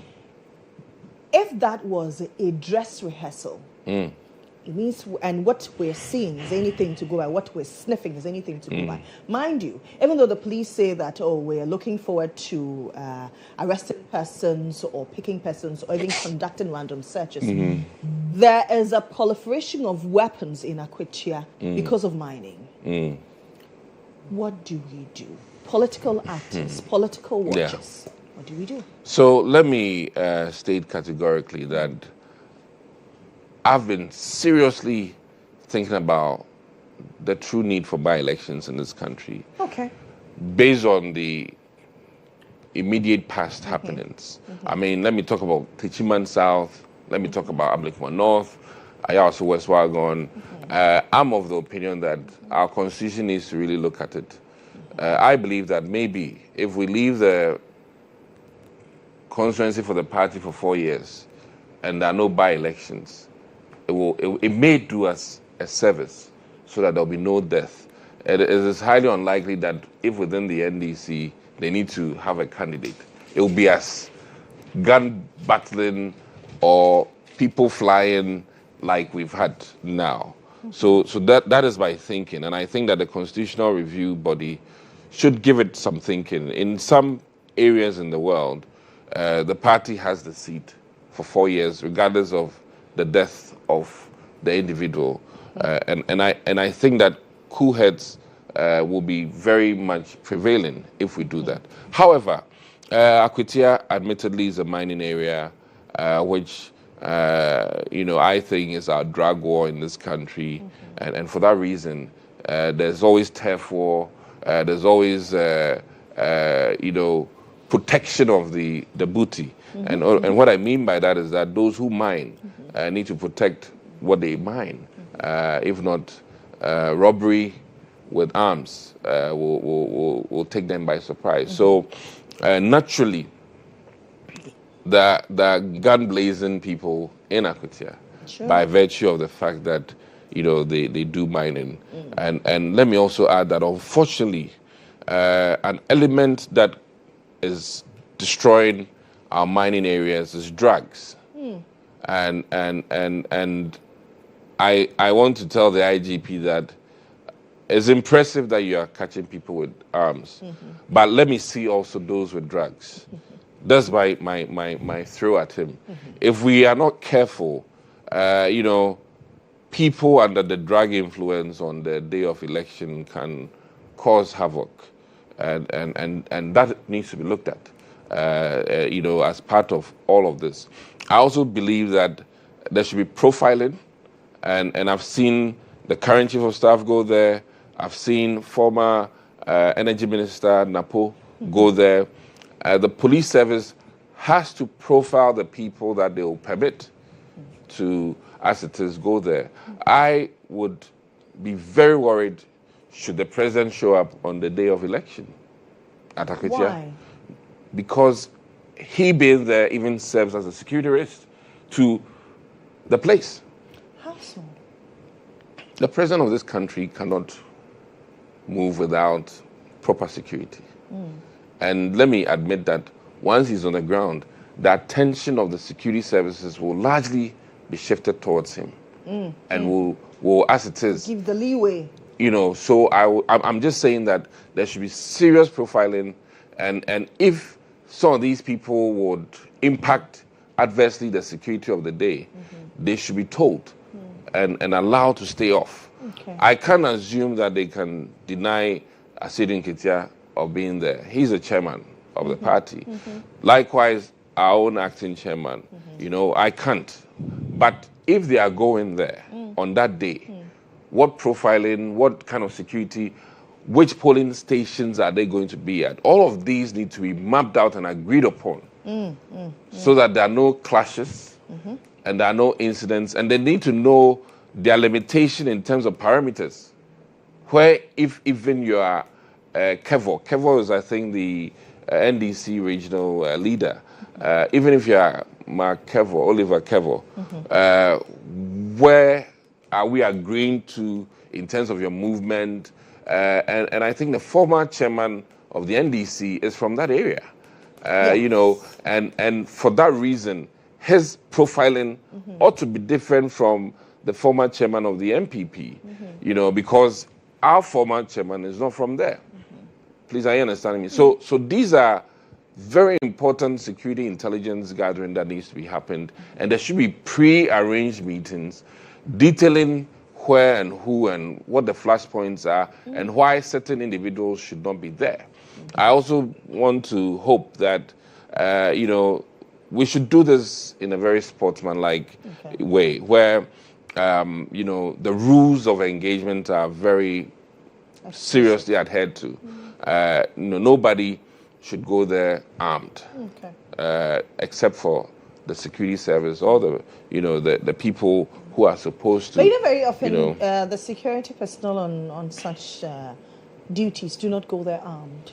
Well, I think that needs to be looked at carefully. It used to be that in the airports in America there are no armed police, but now times have changed. And when you go to DC tomorrow, you'll be surprised by the boots on the ground. Okay, so I think that when times change, we need to change. And it'll be very troubling if the police service goes under fire, they cannot return fire. It'll be very troubling. And I am hoping to see some drones at work that day for aerial surveillance, so that not everything has to be on the ground. Some aerial surveillance is important, and I want to hear that the IGP has had a number of meetings, not just one meeting, with the Peace Council and the parties involved, which is the NDC and the MPP, so that we go there not intimidating voters and suppressing voters. And let me add my dissatisfaction with the fact that the legal representative of the former candidate was allowed by the Bar Association to run for this election. I am deeply troubled by that because I think it's so unprofessional. Why? The ethics of this game is almost like coming to handle my divorce case and then you marry my wife. This is what has happened. And I'm surprised that the NDC is allowing this. It's so disingenuous, so unright for a lawyer, for a member of parliament or a candidate to pursue, the same thing. This questions the fact that, he did not represent his client well because of a very biased nature of him. And I am calling on the Bar Association of this country. Some lawyers are doing this. They are taking people's properties from them by virtue of the fact that they have privileged information. And I want to put on record that the Ghana Bar Association nothing bars him from has doing to. that. No, listen, there's a conflict of interest. Heavy. If he had run 4 years later, I don't have a problem. But in this present time, when you are representing a candidate about an election with questions, it begs the question. And I think that the NDC former member of parliament should take him to court and sue him for, negligence. And he shouldn't get away with it. And I'm surprised that, the NDC even agreed to have him on the ticket. No, I mean, listen, you can't be somebody's lawyer defending him about his business and then you buy the business. I mean, this is not ethical. And I want to really see the Bar Association's response to this act.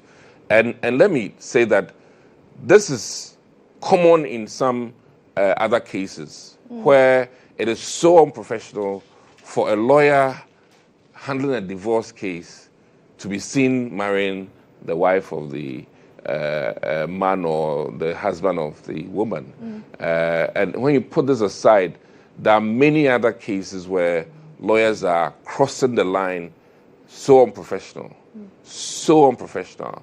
So I'm not a very big fan of this lawyer, not because he's NDC, but the very unprofessional act in terms of conflict of interest. And for that matter, I think that the Akwatia people should look at him carefully. He'll sell Akwatia and leave them. Yes, I mean, he will not be, the MPship, you are the people's representative. And when you are a candidate's representative and you do this, la illallah illallah, he'll finish the Akwatia people. Yes, if this is what he has shown, if he has sold, he has literally sold out left his client hanging. He left his client to the firing squad. And I am not and will never be in support of this action of this lawyer. Okay. And all lawyers in this country need to bemoan this act is so unethical. I'm always very unhappy, not because he's NDC, but that action very unprofessional, and the party should not have fielded him. Okay, I'll come to you. Let me take a quick break. I am back shortly.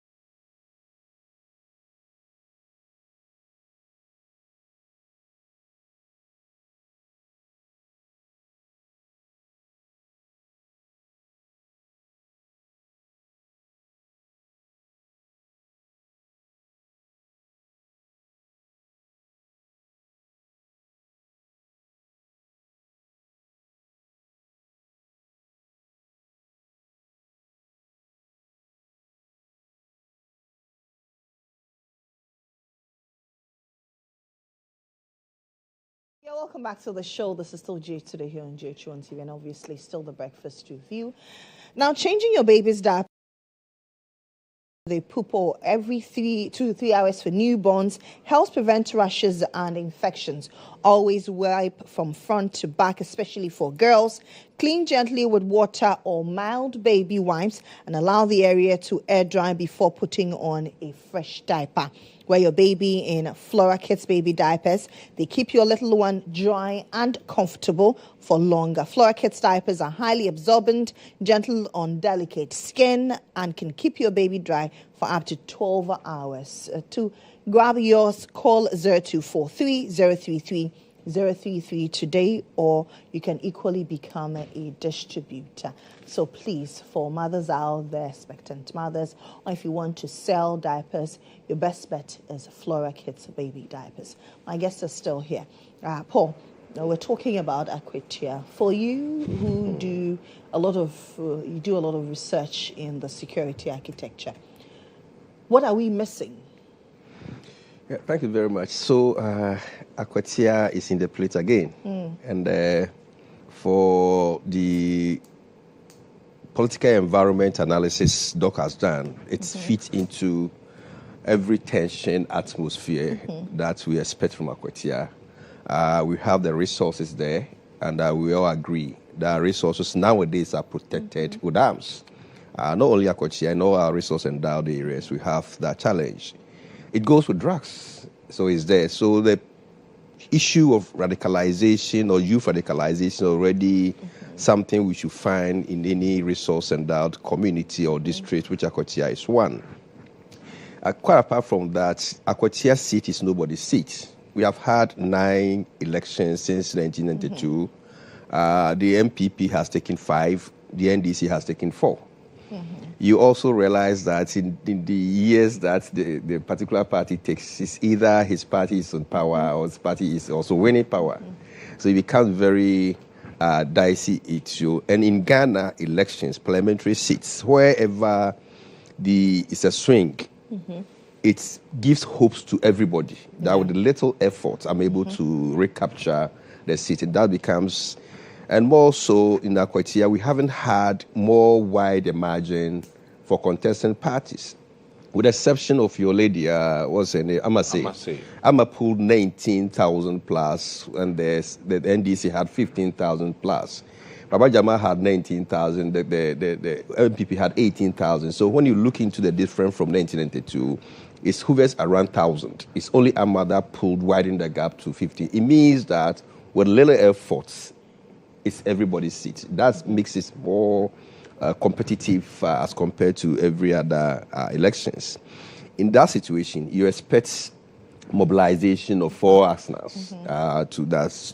Don't also forget that by-elections are single constituency elections where political parties are able to bring all their people across the country to one particular election. I always said Asankragwa by-election because I was on the ground as Kodio coordinator, and I saw what I saw there, and it makes me a bit afraid when we are going to elections, and especially in a constituency that it becomes potential seat for everybody.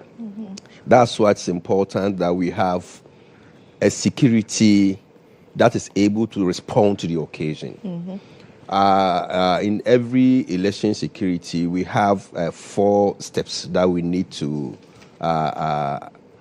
put in place. And I believe the first step is being put in place. We have the preemptive mechanism, which they are doing on the spot check retrieval of arms and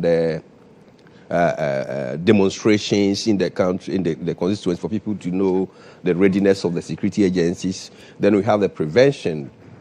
In the prevention approach, I don't know whether it's democratic or not democratic. Can we also add, Doc, that in the day of the election, if you are not a voter, if you are not from the constituency, you are not allowed to go there? Can we do that? Yeah, in the day of the election, so that the people who were bused from Tamale to Ayawaso West were gone, the people who were bused from Kumasi to Ayawaso West were gone, we reduce that tension, we reduce that crowd in order for us to be able to manage the constituents themselves through are going to do. I don't know whether it's democratic, it's legal or illegal, but I think we can put in place something just to reduce the pressure there so that we are able to manage the security. Then the protection. The last one that I think we should do before I come to the number of deployment we have for the constituency. We need to talk about that. So the last one is enforcement and accountability. That is where usually we have the lapses. In our elections from Tripoli, Asankregwa, Techiman to everywhere, we've not had any enforcement. Even in the last election, 2024 elections, I believe you have the press release by Dampare that gave us a number of arrests being made. We haven't heard anything about that. So in a system that you have a security that is not complete, you can do the preemption, you can do the protection and everything. If enforcement accountability does not come, it lets people believe that election security is not like criminal security, and therefore you can commit and go scot-free. So we need to add that. On the back of that, do we need more people to a constituency, or we need a revamped strategy? I just came from Seychelles with the African Union on the pre-election. The election is September 25th. And then an advice to the commissioner, we said Seychelles has just 72,627 voters in a population of 115,000. Do we deploy the 40, 50, 60 African Union observer machine that we always send to places like Ghana with 15 million, 18 million population, with 261 polling stations? No. Do we deploy ASA is coming, ECOWAS is going, Central with COMESA is going, everybody is going? Do we have them in just 72,000? So our advice to the commissioner was that we should collaborate with some of the observer missions and deploy up to about 20 observer groups. I mean, that's what we should do. The heavy deployment of security staff is intimidating. People might not even want to go out because it tells them that something potential can happen. And therefore, I need to run away from those things. To avoid all these things, I don't even go at all. So I believe in election security is more about strategy in dealing with it than numbers. Yes, we can have, and you're also saying that police should have arms. The election security always has arms. Okay. But there are levels of deployments. Okay. The people who are deployed to the polling centers are not armed. Don't forget, we combine them with other security agencies who are not originally trained to hold arms. And therefore, only in one day, if you deploy them to go and hold arms, you are going to cause trouble. That's why people at the polling stations are not armed. But we have a second deployment and a third deployment. We have patrol team. They hold arms. And therefore, they are expected to be at a close-by location where there are problems and they are called. They can quickly respond to the distress call. Then, not until the 2024 that people will say we don't like the military in such a way. I don't know whether the military was deployed together with the standby force. The standby force also always include the military, and they also hold arms. They are not in the vicinity. Probably they are in the camps, they are in the barracks, they are in the police station on standby, where situations deteriorate to the extent that both the polling station enforcers and the standby team, patrol team, are not able to hold it. Then they call them to come and support. So the election security architecture deployment always has a team that hold arm, but not the team at the polling center. I believe we can go by this strategy to see that, at least for once, we reduce the pressure at by-elections, and they are able to hold Akwatia. Akwatia is a tension constituency. Don't also forget that the last election ended up in courts. Yeah. So the dissatisfaction, the anger, everything is still fresh. So it just behoves on a well-rehearsed strategy of security that can hold Akwatia for peaceful elections. Okay. Alamzi. Lily. I see you've been writing a lot. that one is gone. The first page is gone. The first page, I was going to talk on where he said Mahama, people also wanted to change Mahama, and But I'll come to that. I'll use it. Let's talk about yes. Akwatia. You see, Akwatia, the laws of Ghana needs to work. Okay. You see, this country, we need to seriously sacrifice for the laws to work. This country belongs to no one. We witnessed what happened, Chiripone, Talansi, Etiwa. And even Akwatia number 1. Yes, Akwatia number 1, Ablekuma, North, Ayawaso, West Wago. It's enough, it's enough. It's enough, it's enough. No matter the party you belong to, the security services, they need to make sure that the laws work.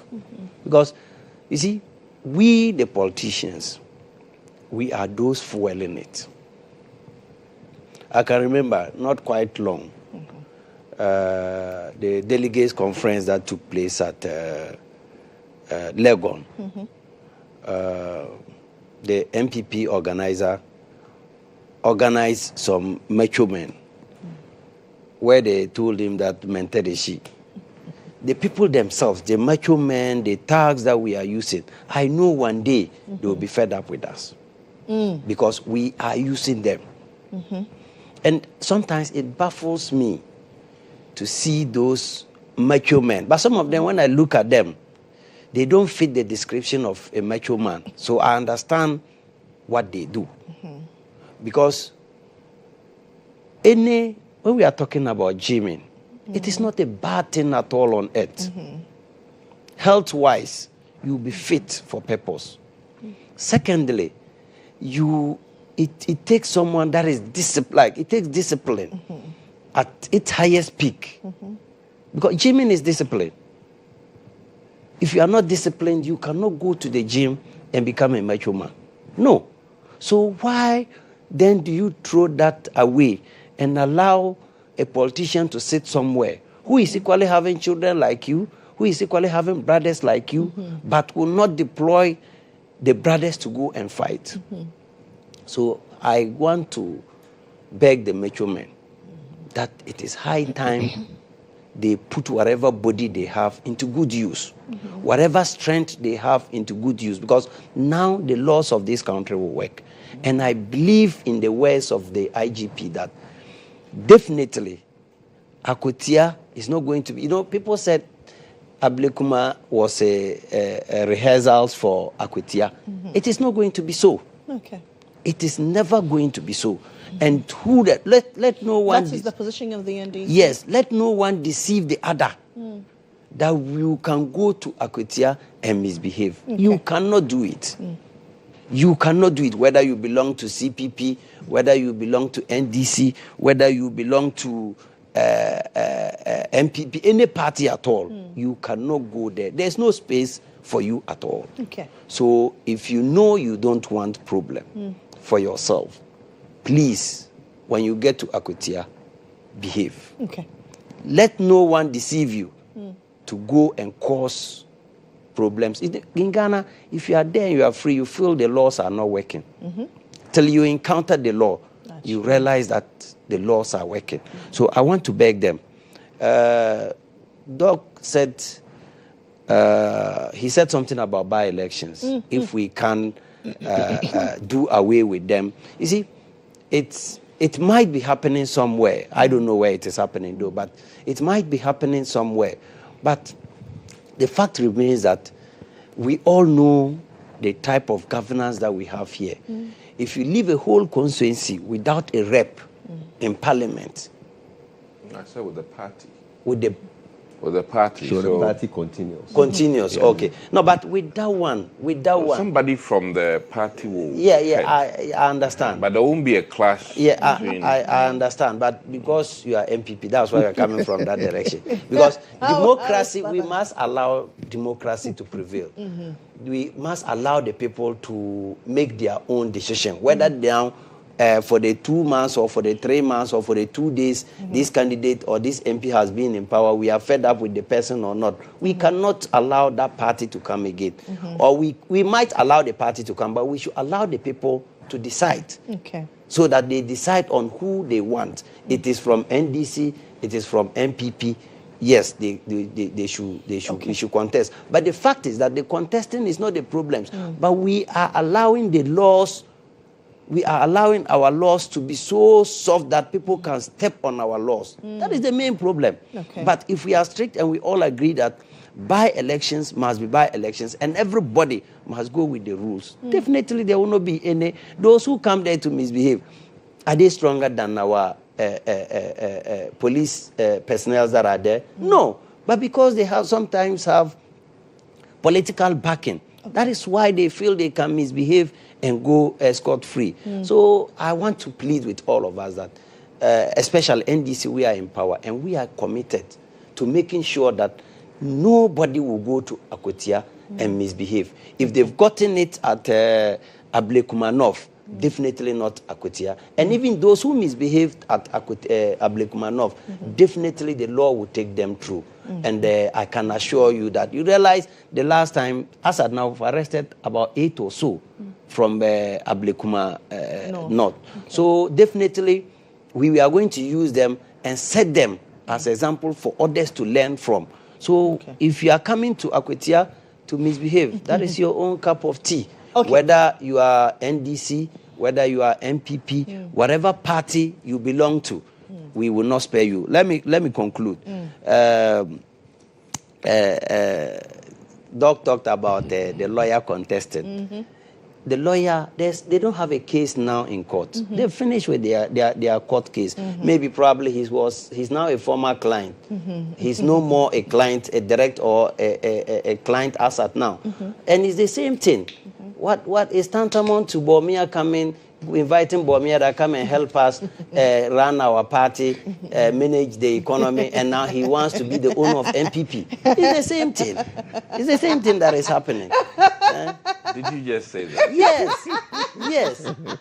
Didn't you give a waiver to him to come and manage the economy? Now, if you touch Bormia, it's like you are touching God in MPP. Anyway, I have just about 2 minutes to go, just 30 seconds each on Tamale Central, especially for you, the NDC. Why the mad rush for this particular seat? 12 people are contesting the seat. You see, there's nothing wrong with it. That is life. In life, you better take care of yourself. If you die, the world will move on. And I always advise my colleagues that as MPs, let's love ourselves because the hate outside there is too much. Whilst you are in parliament, people are eyeing your position. People are praying for you to even pass away so that they will come and occupy your position. God has taken Mutala and our other colleagues away. We were even thinking that for now, because of the way it is not a natural death, it's something that is very sad to talk about. That would have made the constituency to come together and say, okay, let's do this, let's let's judge and come out with a candidate that we will give it to. We shouldn't come out with so many candidates and at the end of the day it will disunite us. But people were even praying for him to go. And as I'm sitting, people are, if I die today, somebody will be happy. Who will contest your seat, obviously. Yeah, are you getting me? So let me hear from you. It's unfortunate, but that is the reality. Okay, no, so I don't have, I earlier on engaged him and he made a very good point that in their place, he himself has never faced less than 6 contestants in each of the elections. So it's something that it's not new as far as the North is concerned. As I said for the NPP primaries for every political party is the peak for make or break. So it's not about the number of contestants, it's about how they are able to pull back, hold the unity and fight ahead. Fortunately for them, it's a safe seat. Whatever happens, they will still have the seat.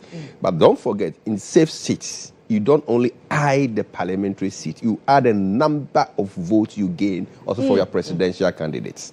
So they shouldn't think that because it's a safety, you can contest, do everything, at least I'll still be an MP. Are you going to amass the same votes you garnered in the previous election or reduce it? Okay. Every vote counts, so they should have to be very careful. They don't care. I'm out of time. Well, I think that Murtala Mohammed will not be forgotten. And whoever needs to fill that shoe has a big job to do. And I wish all of them well. But the fewer, the merrier. And 12 is a lot. Maybe they are showing face for other reasons. But and it's not surprising. When you're a party in power, many more people are excited to go up for elections. So it's by virtue of the fact that there's a party in power, and it excites people to present their name. Okay, thank you very much, gentlemen. That's Dr. Dixon Adomakukisi. He's former member of Parliament for Anyaso Tuom, and then he speaks for the Brian Champon campaign.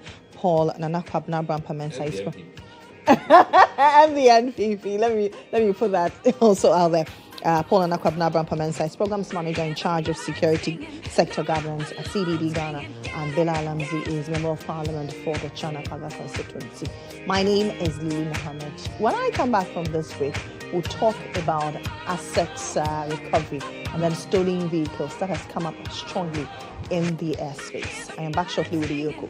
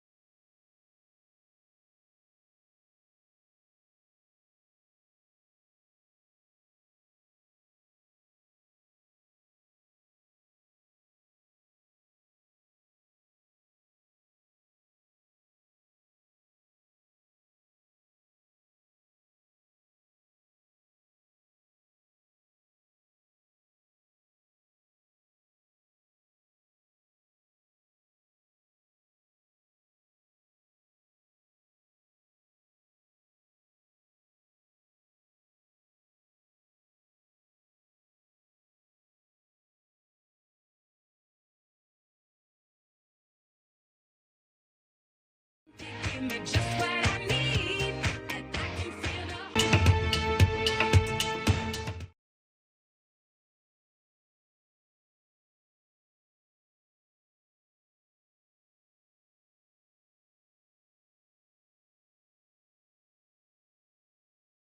welcome back to the show. This is still GHOne here on GHOne TV, and it's time for the Hard Talk. I'm sure you all realize that over the last week or last couple of days, musician Shatta Wale has been in the news for a lot of reasons. And while Shatta Wale was in the news, the Economic and Organized Crime Office, Yoko, was also in the news. And there's also talk about stolen vehicles and asset recovery. Let's talk about stolen vehicles and what's the situation we're dealing with as a country. My guest this morning is Leo Anthony Siama. He is the head of legal and prosecutions for the Economic and Organized Crime Office, Yoko. Now, mind you, Yoko was established in 2010 under an Economic and Organized Crime Act 804 with a clear mandate to investigate and then asset recovery as well. But in the last couple of years, we've had a lot of stories about stolen vehicles. Leo, good morning to you. Good morning. It's always a pleasure to be on the show. I know, you're welcome. Now, let's talk about stolen vehicles. I know your mandate gives you that right. What are we dealing with? In the last year or two or three, what are the quantum of vehicles that we can count as stolen in this country? Okay. First of all, I bring greetings from the Executive Director of the Economic and Organized Crime Office, Mr. Raymond Acha. On the issue of stolen vehicles, it has become a very serious problem over the past couple of years. Officially, somewhere in 2022, we had a mutual legal assistance request from our partners. You know, we are in a transnational world now, and we rely on our partners investigatively, collaboration, in terms of collaboration and information sharing and so on. So as part of these issues, we had a request for the recovery of some stolen vehicles. We were initially given a database of about 300 vehicles. And these were vehicles that were traced to the shores of West Africa, particularly Ghana and Nigeria. We embarked on an exercise to try and recover some of these vehicles. The operation lasted for a couple of days, and we were able to retrieve just over 60 vehicles thereabout during the operation itself. And comparing, so 60 vehicles, that's as of 2022, or cumulatively the last 3 years? Cumulatively, I think we've just crossed 100, or if not around that figure, between 80 and 100. But how many vehicles did you put on the red mark as stolen vehicles? Like I said, I would explain that in detail. The initial operation targeted about 300 vehicles. Okay. And then we're able to recover close to 66. Okay. Now, the issue we found out during this operation was that there were certain vehicles we also recovered during the operation that did not form part of the original 300 list, but also had the status as stolen. So it drew our attention to a much bigger picture. Subsequently, like you said, the Yoko Act mandates us or obligates us to investigate on the economic and organized crimes and then recover the proceeds of crime. This means that when we are conducting any investigation into any person, any individual, what we also do is that we run what we call a parallel financial investigation, which means that we are going or tracing your assets almost immediately. We don't wait to convict you before we start tracing the assets. So we start that alongside. Now, what we noticed was that when we trace these assets, particularly vehicles, and we try to check the PIN number or the VIN number of these vehicles, it turns out to be stolen. And most of these vehicles that we have taken from high-profile individuals that we have investigated in the past turned up not to even be on the original 300 list that we have. So it immediately tells us that there's a bigger issue confronting us than we thought. It is estimated that at least close to 9,000, 10,000 stolen vehicles arrive in Ghana annually. 9,000 to 10,000? That's the estimate. Okay. Annually, that's the estimate. How does Yoko then, out of this lot, how does Yoko then determine whether a vehicle is up for recovery or seizure? So again, we have a list that we are looking at. So we try to recover them using the list. Then again, when we conduct our parallel financial investigations alongside the investigations that we are carrying on, anytime we retrieve any vehicle, we try to check the status, especially the luxury brands. If you have listened to us over the past few days and weeks, you realize we named certain types of vehicle that we thought were high prone in nature in terms of the number, representing the number of stolen ones that we have recovered. So these are some of the things that we have found. When I want to purchase a vehicle, be it in Ghana or imported, what red flags should I look out for to determine whether this is subject to it being stolen or it's under inquiry?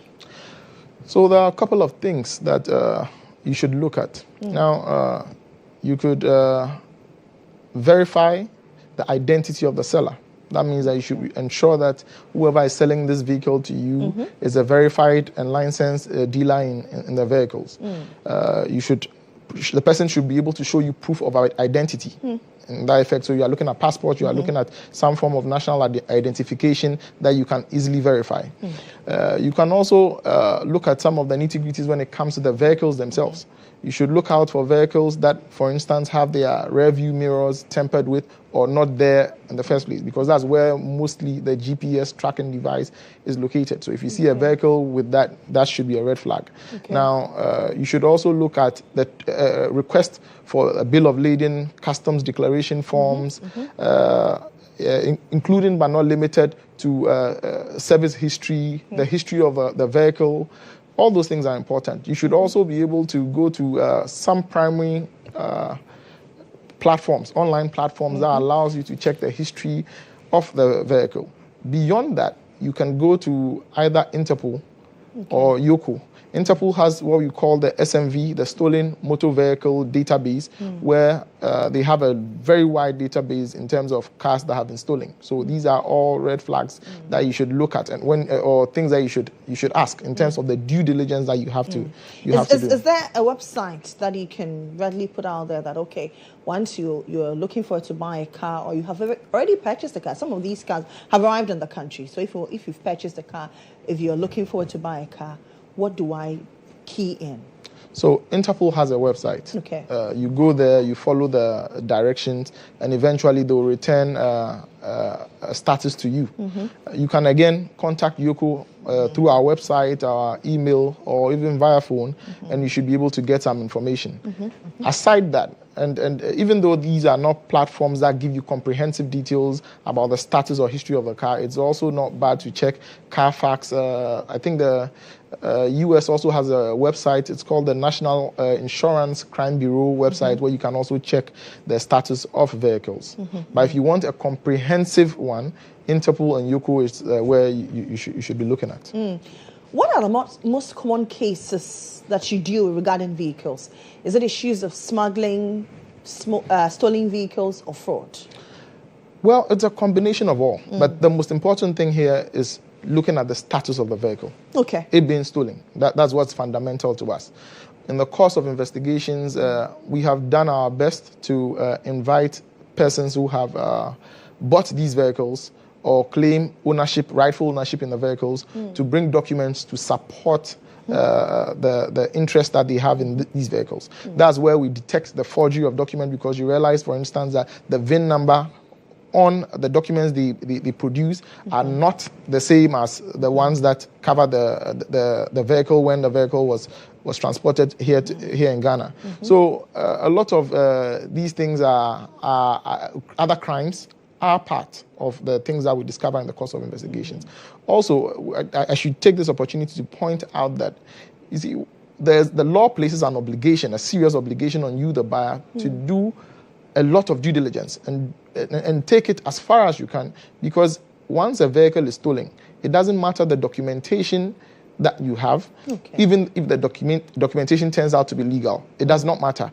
Even if you have paid duty for it, it does not matter. The status of a vehicle is what is important. There's a Latin maxim that says nemo dat. It's a nemo dat rule, which simply means that you cannot transfer a title, you cannot transfer what you don't have. So a thief stealing a car does not give the person a title. So if the car is transferred to you, it does not transfer ownership to you. So if you do not do your due diligence, and you go and purchase such a vehicle, you open yourself up to criminal action and as well as civil action, because there is a real victim out there in the US or Canada who has lost his or her vehicle and wants it.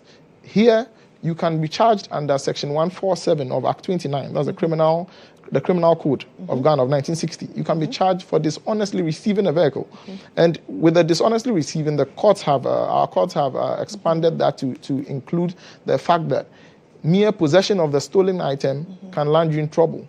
And once you are charged or you are looking at the offense of dishonestly receiving, automatically you are looking at money laundering. So in one transaction that you did not go to the length of doing all the due diligence, you are opening yourself up. So we are not only limiting ourselves to the stealing in terms of the stolen vehicles, we are looking at other criminal offenses that may be committed. Again, most of these vehicles are also associated with other crimes in the source countries where they are coming from.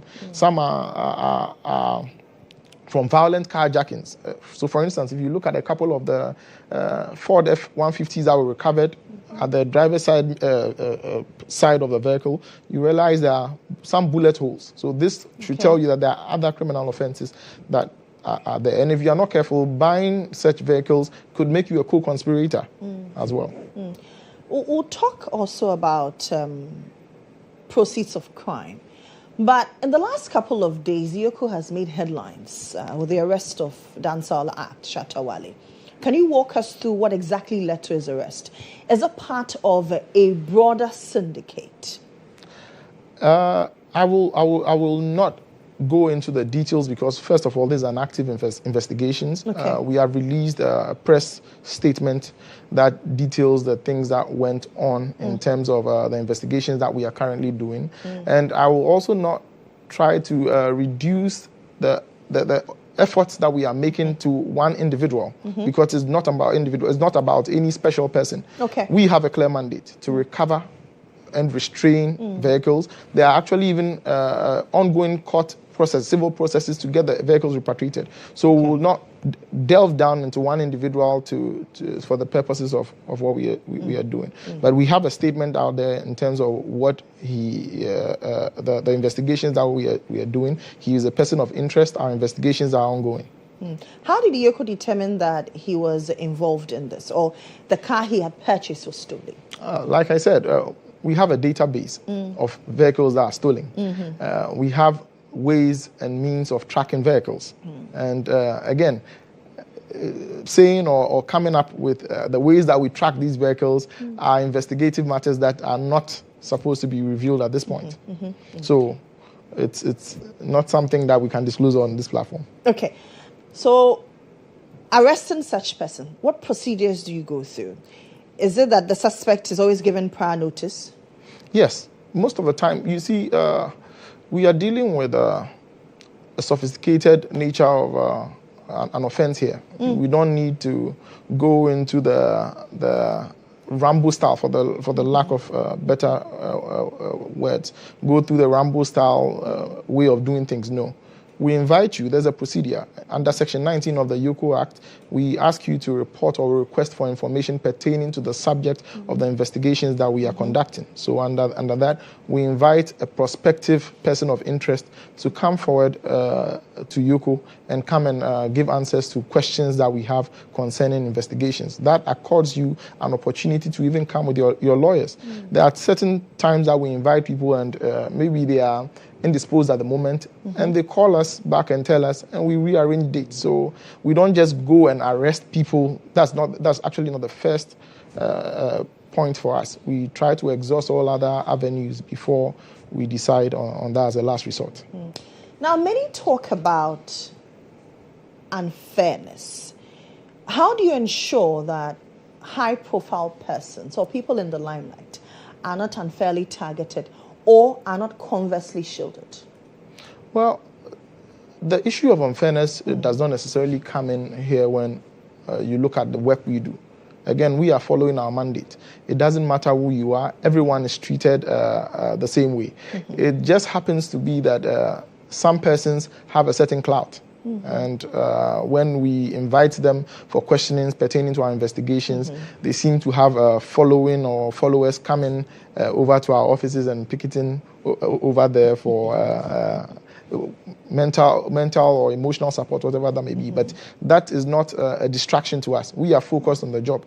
We are focused on the mandate. We are clear in our minds in terms of where we are going or what we want from the investigation. And you see, one thing that, again, I'll use this platform to educate the public, is that investigations does not mean that you are guilty. When Yoko begins or starts to conduct investigations into your affairs, it does not mean we are guilty. We are making inquiries. So it could be that you would be absolved eventually. And when we do absolve you too, there's a way we go about it. We let people know, or we let the public know that. But some critics say that some of these processes are heavy-handed. Not necessarily. Again, I think I have an idea about where you want to go. You are coming to talk probably about the bail issues. But you see, when a person is involved in a criminal offense, we grant bail based on the amount involved. And that's what the law says. The amount involved in terms of the offense, the bail sum must be commensurate with that. So we grant bail according to the offense, the nature of the offense the person has committed, and that these terms are put in place to ensure that the person comes to us anytime we require the person for further investigations or for the purposes of a trial. So it is not that we are abusing or we are using that as a punishment. It is just because we are looking at the nature of the offense and the details of the crime that the person has committed, and ensure that the person reports anytime we need the person. And when we want to take the person to court, the person will always be available.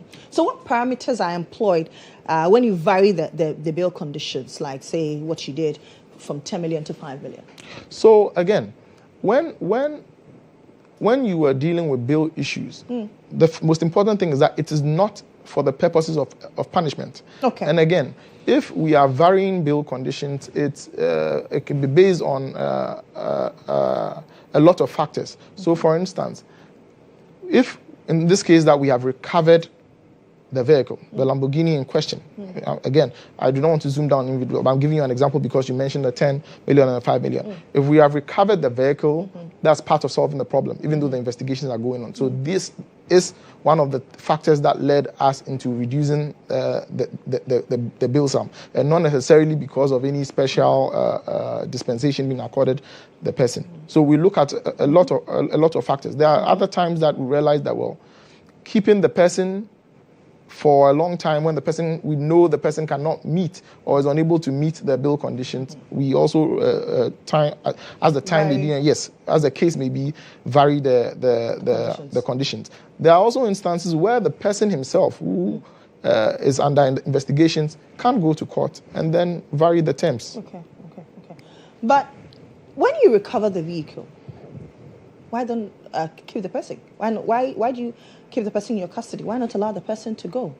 Well, that's the $1 million question. But what you have to know is that investigations does not end when you recover the vehicles. We owe the Ghanaian public a duty or an obligation to disseminate information that we have gathered in the course of our investigations. And this includes ensuring that we conduct a thorough line of inquiry, ensure that we get every aspect of how the crime was committed, when it was committed, so that when we put some of these statistics out, we are able to educate you. I'm able to come here today and tell you these are the red flags to look at. I'm able to come here today and tell you that these are some of the most frequent cars that are stolen that enter our country.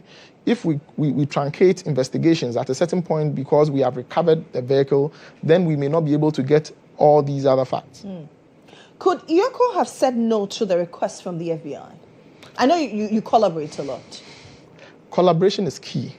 We live in a world where it's now so easy to sit in Ghana and commit a crime there, vice versa. If we say no to our partners, it is not a one-way. And people get the impression that getting, how do you call it, or doing some of these things or recovering some of these things a one-way thing. It is not.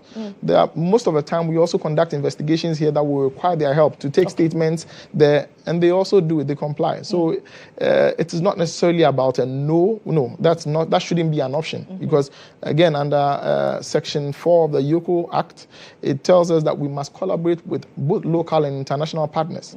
Once the request is within the legal parameters, then we are under an obligation by law to pursue it.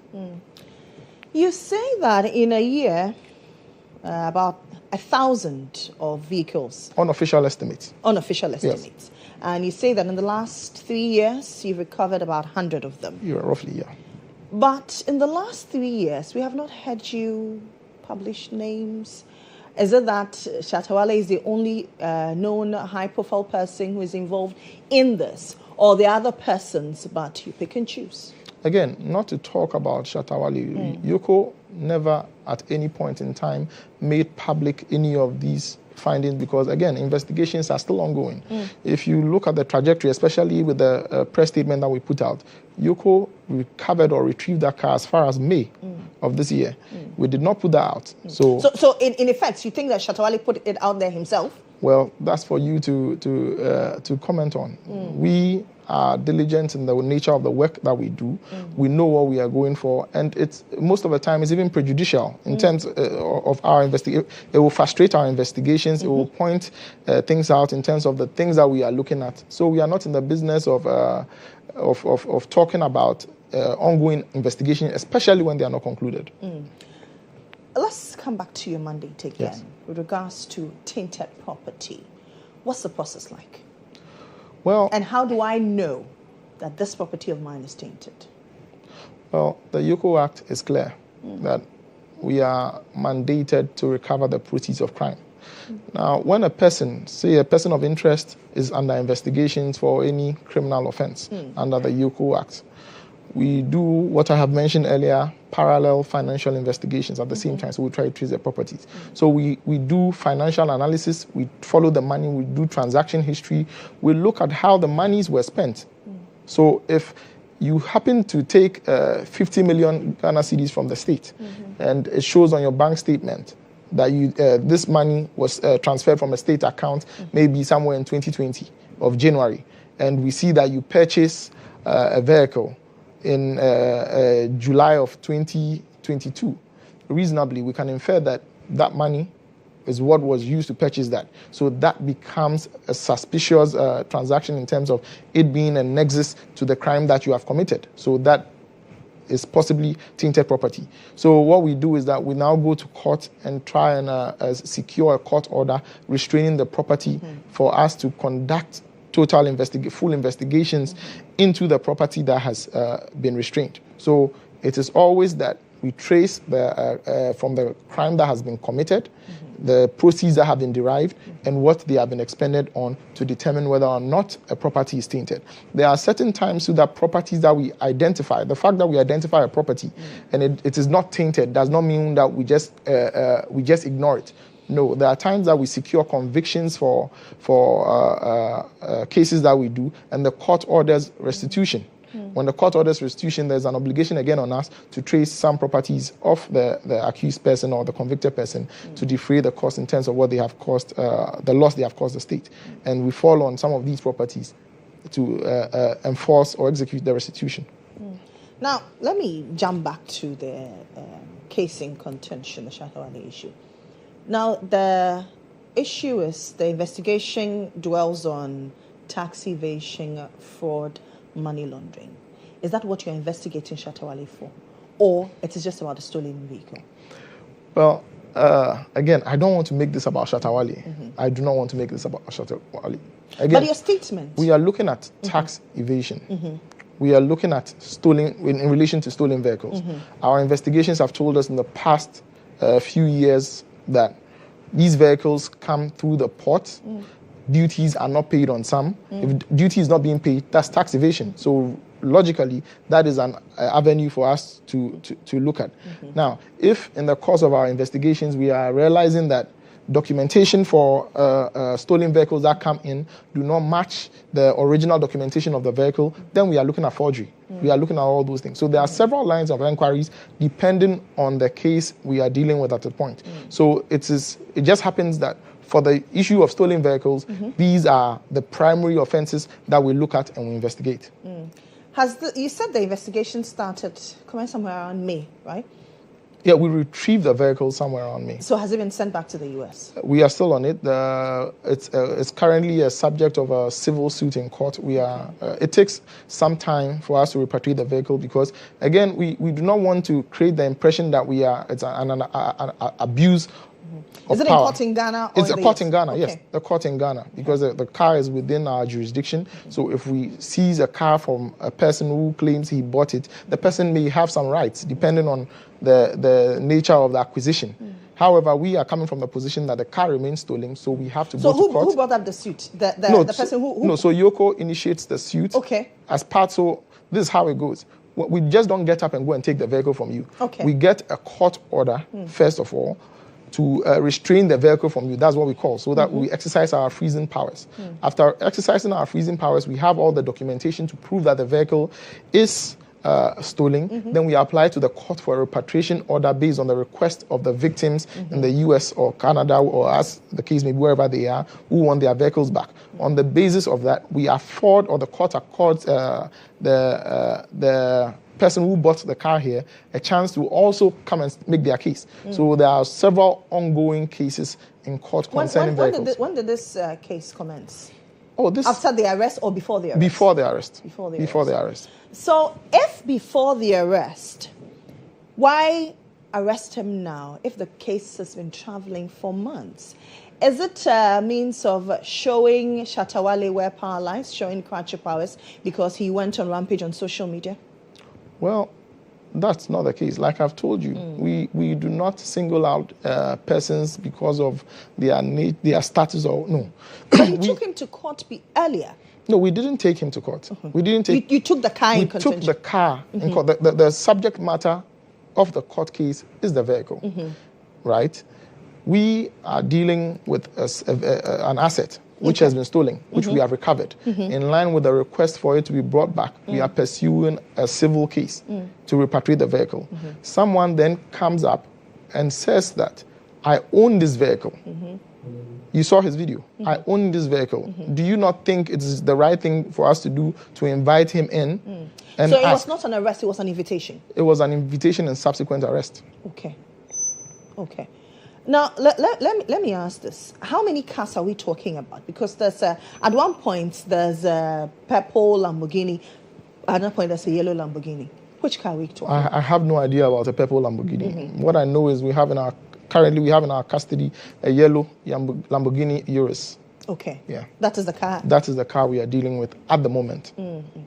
After his release, I have seen a statement or a post by him saying, thanking Yoko for taking him through some treatment. Do you have some presidential suite at the Yoko that you take people through? Did you give him some pampering, massage sessions? What did you do for Shatawale? I have not seen the video you are talking about. It was a post. It was a post he made on social media. He was thanking Yoko for the treatment. Really? Yes. So I'm wondering, did you take him through some pampering sessions? Did you give him a 5-star treatment? Like I said, you see, Yoko is a specialized agency. That means that we exhibit some level of professionalism when we are dealing with investigations. Okay. Like I said, there's no special person, there's no person that comes to us that is treated differently from every other person. So probably he may have seen the professional manner in which we undertook our work and decided to do his video. But I have not seen the video, so I'll not make any further comments on that. How many high-profile persons on the top of your head, I don't want you to give me names, are you investigating for similar instances, knowingly or unknowingly? So every high-profile case we are doing at the moment, and again, I will not mention numbers, I will not mention names, because these are still ongoing and active investigations. Have you arrested a number of them that we do not know? Yes, we have. Yes, we have. And the public does not know? Yes. Okay. We do that. We do that. Like I said, they're still in your custody, or they've been released on bail? They've been released on bail. Okay. Like I said, if are they political actors? They are There are some. Yes, there are some political actors. Okay. You know, and I keep saying this, we are not in the habit of disclosing things when investigations are not concluded. It's not right, it's not ideal to put out information there that is not conclusive. Because if I come here today and I say this person is guilty of this, it may turn out the person may be an innocent victim of a scheme. We've had those instances in the past where we've brought in someone who is a suspect during interrogation. We find out this person is totally oblivious or innocent of the things. There are times that we actually even bring in people who are supposed to be witnesses or informants. And then they rather turn out to be the main perpetrators. So when we are conducting investigations, until we are done, we are not in the business of coming out and making a lot of public remarks on it. The tracing of these assets, stolen assets, does it take years? Yeah. If it does, who is failing? Customs, DVLA, the police, or Yoko? Well, I will not blame or put the blame entirely on law enforcement in terms of the people that you have mentioned. But there are several factors involved when you are tracing assets. Okay. If you are tracing an asset and it happens to be outside the jurisdiction, or you need information on it that is outside the jurisdiction, you must go by way of what we call the mutual legal assistance regime. This is a process that involves the Attorney General's Department as the focal point or the central authority, which then transfers the request to another country using the same channel or similar diplomatic channels, and it can take a long time. It takes up to a year and a half to even get information on it. Now, there are other jurisdictions that even do not reply or give us answers to the requests that we ask for. So these are all impediments in our way. If it comes to the law... Is it systemic bureaucratic failures or corruption? I think, well, you cannot rule corruption out of it, but for me, it has to do more with the bureaucratic nature of our systems. Okay. Because it takes, you have to get paper. You are getting or trying to get documentation and evidence to go and put in court. So you must go through the right channel. You must ensure that the documentation that you receive is properly requested, is within the parameters of the law, and comes through the necessary diplomatic channel for you to be able to put this before a court and then go and confiscate somebody's property. Because you are looking at somebody's interest. Somebody claims he has acquired this property fairly, and you, on the other hand, that's law enforcement, on the other hand, says no, you did not acquire this property fairly. We must go beyond a certain threshold. So when we go through our due diligence in trying to get documentation to effectively take this out of the hands of persons like this, we must ensure that we do the right thing. And that means that we must go and exhaust the bureaucratic process. And this, at times, is a problem. There are also times where the inadequate funding in terms of government subventions do not come as and when it comes early, and it places a lot of impediment in executing our mandate, because you know, or you could tell from our intel or the intelligence that we've gathered that an asset may be here, and because you don't have the finances to go after it, you have to take your time until such a thing comes. So there are lots of impediments. At times, there are also complexities, what I call complexities in terms of the ownership structures. Persons of interest in investigations may register assets in the names of their spouses, their relatives, their friends, and it makes tracing and tracking quite difficult. So by the time you go through those layers and trying to prove that such a relative, for instance, may not have the necessary income to be able to afford such a property, then a lot of time, a significant amount of time has passed. And most importantly, financial crime investigations are processes that must be diligent and are very time consuming. Like I've said, an MLA request could take you up to 1.5 years to get a response. Is political interference a hindrance to your work? No. Like I said, everyone interferes. Okay. I would not restrict it to political interference. Okay. You have times when people come with certain relatives of whatever standing to come and try and influence whatever you are doing. But I have said on this platform, and I'm reiterating that again, Yoko has a clear mandate, and in executing or pursuing that mandate, we exhibit the highest level of professionalism. And like you were saying, Shatawale commended us on the way we took him through the investigations. So we do as much as possible to exhibit that level of professionalism in the execution of the mandate. Now back to property. How do I identify if a property I have acquired is tainted or linked to criminal activity? Well, for you, the individual, due diligence is always important. You must exhaust every single avenue that you can. So, for instance, if it's a vehicle, like I've told you, you verify the identity of the seller. You identify or you get the documentation, the primary documentation in terms of the title to the vehicle or to the asset. And this is not limited to only vehicles. It includes all other assets that you are acquiring. You must, if it's the lands commission, financial houses, you go and ensure that some of these properties are not even used as collateral or in any other engagements for loans and stuff like that. There are even times that you realize that when Yoko is investigating someone and we realize the property is tainted, we come and then we write on the wall the properties under investigations. We've had instances in the past where such properties have even been sold, have still been sold, irrespective of the fact that we have clearly put on the wall that this property is under Yoko investigations. So, what stopped Yoko from taking over if it's under investigation? So if it's under investigation, you say the property has gone ahead to be sold. What stopped you from taking over? No, so you see, when you freeze a property, it gives you a right to restrain it temporarily in the course of investigation. That does not totally take the full rights from the property to the state. Until a conviction is secured or a confiscation order is secured, you have to agree or recognize the fact that these persons, so if, for instance, we are investigating you, and we have reason to believe that your house that you live in is tainted, when we freeze it, ideally, we should be throwing you out of the house and restraining it. However, we recognize that there may be a possibility that this house was acquired from other sources other than the illegal sources that we believe. That is why when we freeze property, the court gives us a year for us to conduct investigations, within which time we are able to establish whether or not we proceed to confiscate this asset based on the investigations that we have done. So when we restrain assets through our court processes via the freezing and seizure, it is also to facilitate the investigative process and not necessarily to permanently deprive the person. So there have been instances where we have frozen property, we've continued with investigations, and then we realize there is no nexus between the criminal offense and the property, and on our own volition we go to court and then discharge the asset. What amounts to the determination of a property being tainted or linked to criminal activity? Lots of factors. You are looking at the nexus between the crime, like I was giving an example earlier, the nexus between the crime that has been committed and the property that has been purchased. You are looking at that. You are looking at the control or the possession. If generally, mostly you realize that persons who buy these properties give the properties to other people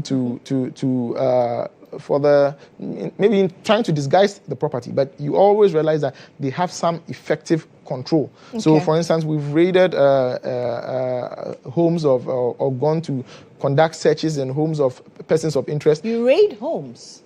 No, raid or search. That's why I use the search interchangeably. So when we go on searches, we are able to recover documents that suggest or tell us that such a property that it's not even in the person's house, being held somewhere else, is the property of the person. So you see a documentation or ownership documentation for vehicles, for houses, and another person elsewhere is living in the house. So that is effective control, more or less. So this gives us an avenue for us to go to court and try and restrain the property.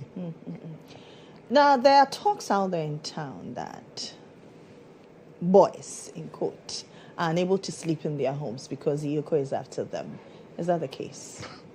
I wouldn't be able to tell. That's a question I will not be able to answer. If you have done the right thing, I go home and I'm able to sleep at night because I think generally I'm doing the right thing. If you know you are doing the right thing, then you should be able to sleep. If you are not able to sleep, then it means that you're probably done something that you know that eventually the law will come for you. And is show of affluence a criteria in Yoko coming after you or investigating you? Not necessarily. However, we have what we call lifestyle audit. Okay. So we can be able to conduct such an audit on a person, look at the nature of properties that person has, look at his known sources of income, and make a reasonable determination as to if those sources of income can support that lifestyle. And the law is clear. If you read the Act 1044, Section 1.3 of Act 1044, it tells you that if a person is unable to prove that his sources of income cannot support an asset, then those assets are subject to confiscation, and that is money laundering. As part of your mandate, you recover proceeds of crime. How successfully have you been in that regard? Well, not. I would say we are in between. We are in between, and mainly because with the kind of resources that we have, the limited resources that we have, I would say generally we are doing very, very well. If you add the idea or the fact that the very nature of our system, our country, makes asset tracing very difficult. It is possible in Ghana for a person to purchase a piece of land, not register the piece of land in his name, build a house on it, live on it for a long time without any documentation. Nobody comes to disturb that person. If such property was acquired through an unlawful means, it becomes very difficult for us to trace because there is no documented record anywhere of the person's ownership. So a lot of factors limit what we can do. And that most of the time, too, like you said, when we are going after certain caliber of people, people come out and support and try to disrupt the process. These are all limitations. You realize that some of them will even come and claim interest in the properties on behalf of the people that are subjects of investigations. All these things hinder the work we do. But generally, I will say that with the limited resources... Now that you say that fans and persons of interest regarding some of the persons you're investigating come to obstruct. On the arrest of Shatawale, fans besieged the frontage of Yoko. How inconvenient was that? Well, it disrupted the traffic flow of...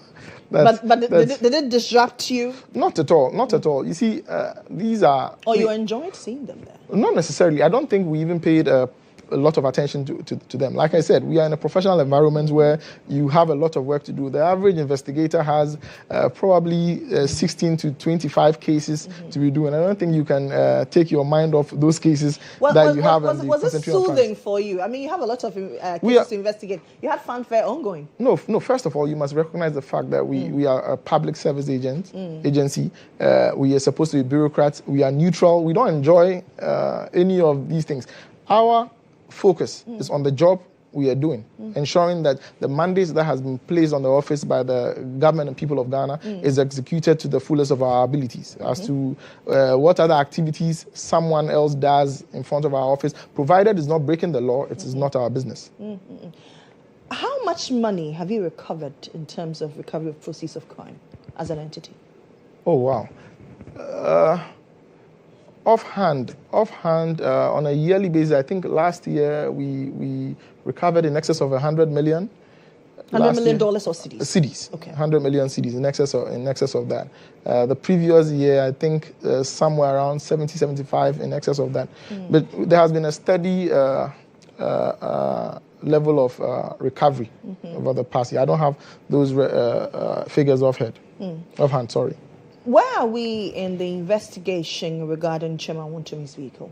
Has it concluded? It's still like I said, it's still an ongoing investigation. So we you see, the danger about speaking in public, especially on platforms like this, about the details of such investigations is that it limits what we are capable of.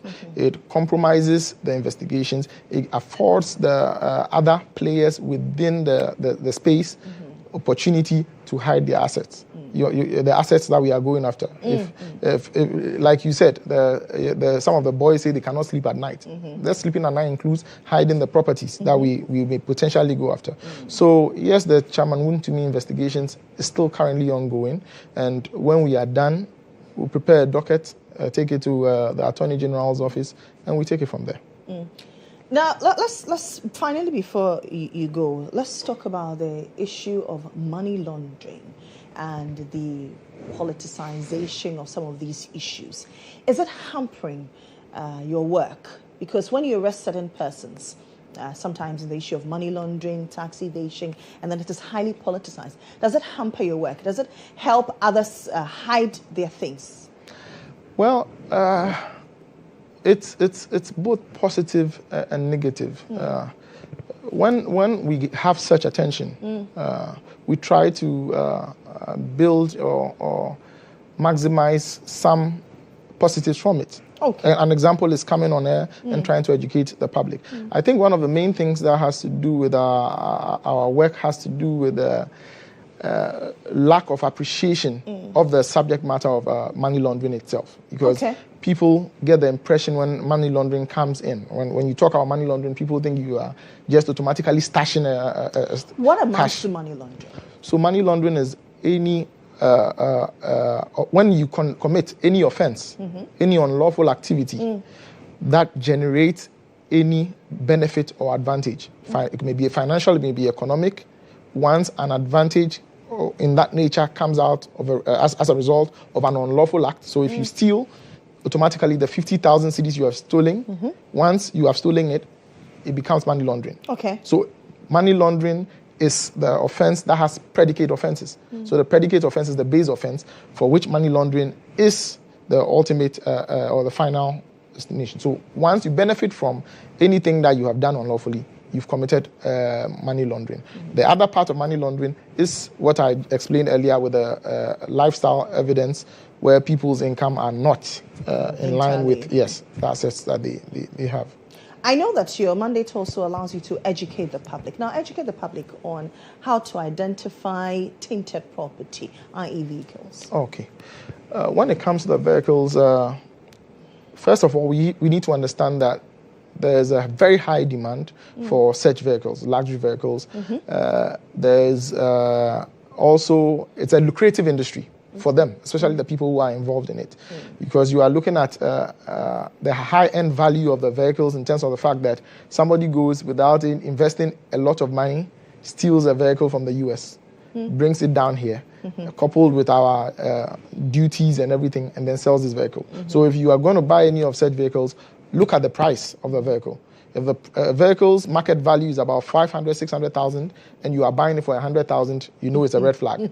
Like I said, looking at tampered rear view mirrors where the GPS device may be located, that's a red flag. Looking, and again, if you studied our market in terms of the vehicle market, you'd realize we used to depend on salvage vehicles or accident vehicles in the past. But recently, you realize a lot of the influx of certain vehicles that were manufactured or released 2-3 years. These are some red flags. Provided if they are not, if they are accident free within these very short years, you should be looking at are they being prone. Now, when you are talking to a prospective seller and he's being evasive about set questions, due diligence questions that you're asking, that should be a red flag. If the person is providing you documentation on vehicles that look inadequate or suspicious, you see several or different VIN numbers, or the VIN numbers seem to be altered, that's a red flag. If you look at the vehicle itself, there are several ways you can even check the VIN number. I think there's one on the dashboard, there's one in the engine compartment, there's one in the seat side where the seat belt is. There are several parts. You need to check all these things to see if the VIN number is corresponding with all the other parts of the car. And generally to look out for the bill of lading, the documentation that covers the transportation of the car, customs declaration from both from there and here, and then the interest in the vehicle itself, the title. Without that, it's a big problem. What type of vehicles should one look out for if I am a prospective buyer? Generally, all vehicles, but we have noticed or gathered in the course of our investigations that certain vehicles have been brought here, which have the status as stolen. So we are looking at the Honda CR-Vs, particularly, especially those from Canada. We are looking at the Ford F-150s. We are looking at the Dodge Ram, and then the Range Rovers. Some other vehicles that have some high numbers also, the BMW, the X7 and X8 series, I believe, the Mercedes-Benz, the Maybach. But generally, every car that you are buying now, you should ensure to do a lot of due diligence, because you see, and again, I've said this, the car passing through the port, you paying duty, and some semblance of documentation on it does not transfer the title to you. Okay. So if you do not exhaust your due diligence to a certain level, you may have no cause of action even against the person that steals the car and brings it in. And the assumption is that you may also be a co-conspirator or be charged with possession of the stolen vehicle in the form of dishonestly receiving under Section 147 of Act 29. Okay, thank you very much for coming. You're welcome. I'm sure the public is well educated and informed this morning. So that's Leo Anthony Siama. He is the head of legal and prosecutions for the Economic and Organized Crime Office, Yoko. Let's do some celebrations now. You're welcome.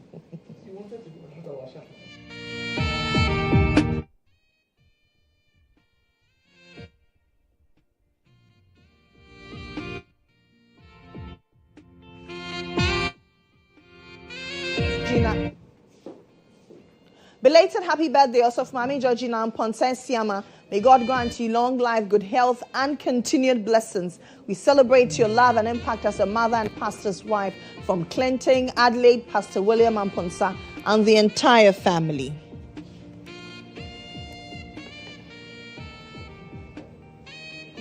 Belated happy birthday, Mrs. Rosemary John. Wishing you love, joy, and another year of bringing smiles to new families at the Eastern Regional Hospital from Otibwatin Clinton, your brother. Belated birthday, cousin. May this smile never fade, continue soaring higher.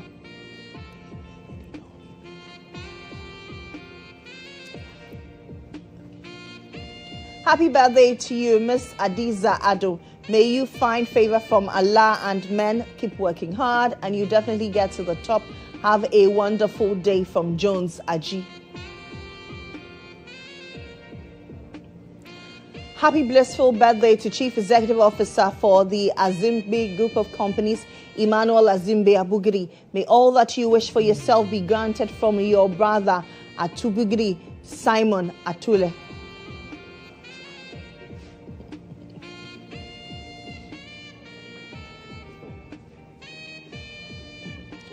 Happy birthday, Irene. May your days be filled with joy and the fullness of God's blessings. Cheers to a new chapter and a step into beautiful beginnings.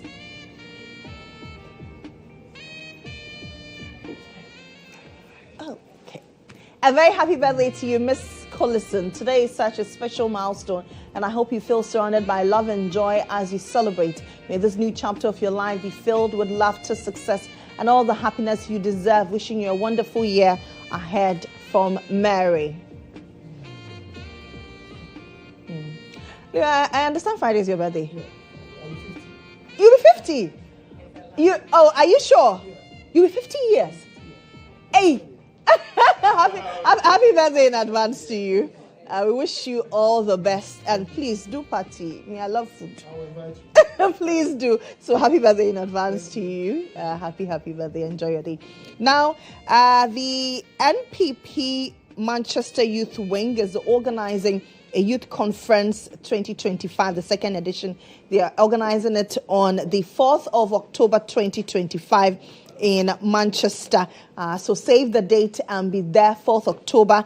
The NPP Manchester Youth Wing is organizing is Mega Youth Conference. This is coming in from Sentence. Sentence is the man who is eyeing the youth organizer position for the Ashanti region. My name is Lily Mohammed. Thank you very much. Have a great day. I'll see you again at 11:30 for the news. Bye for now.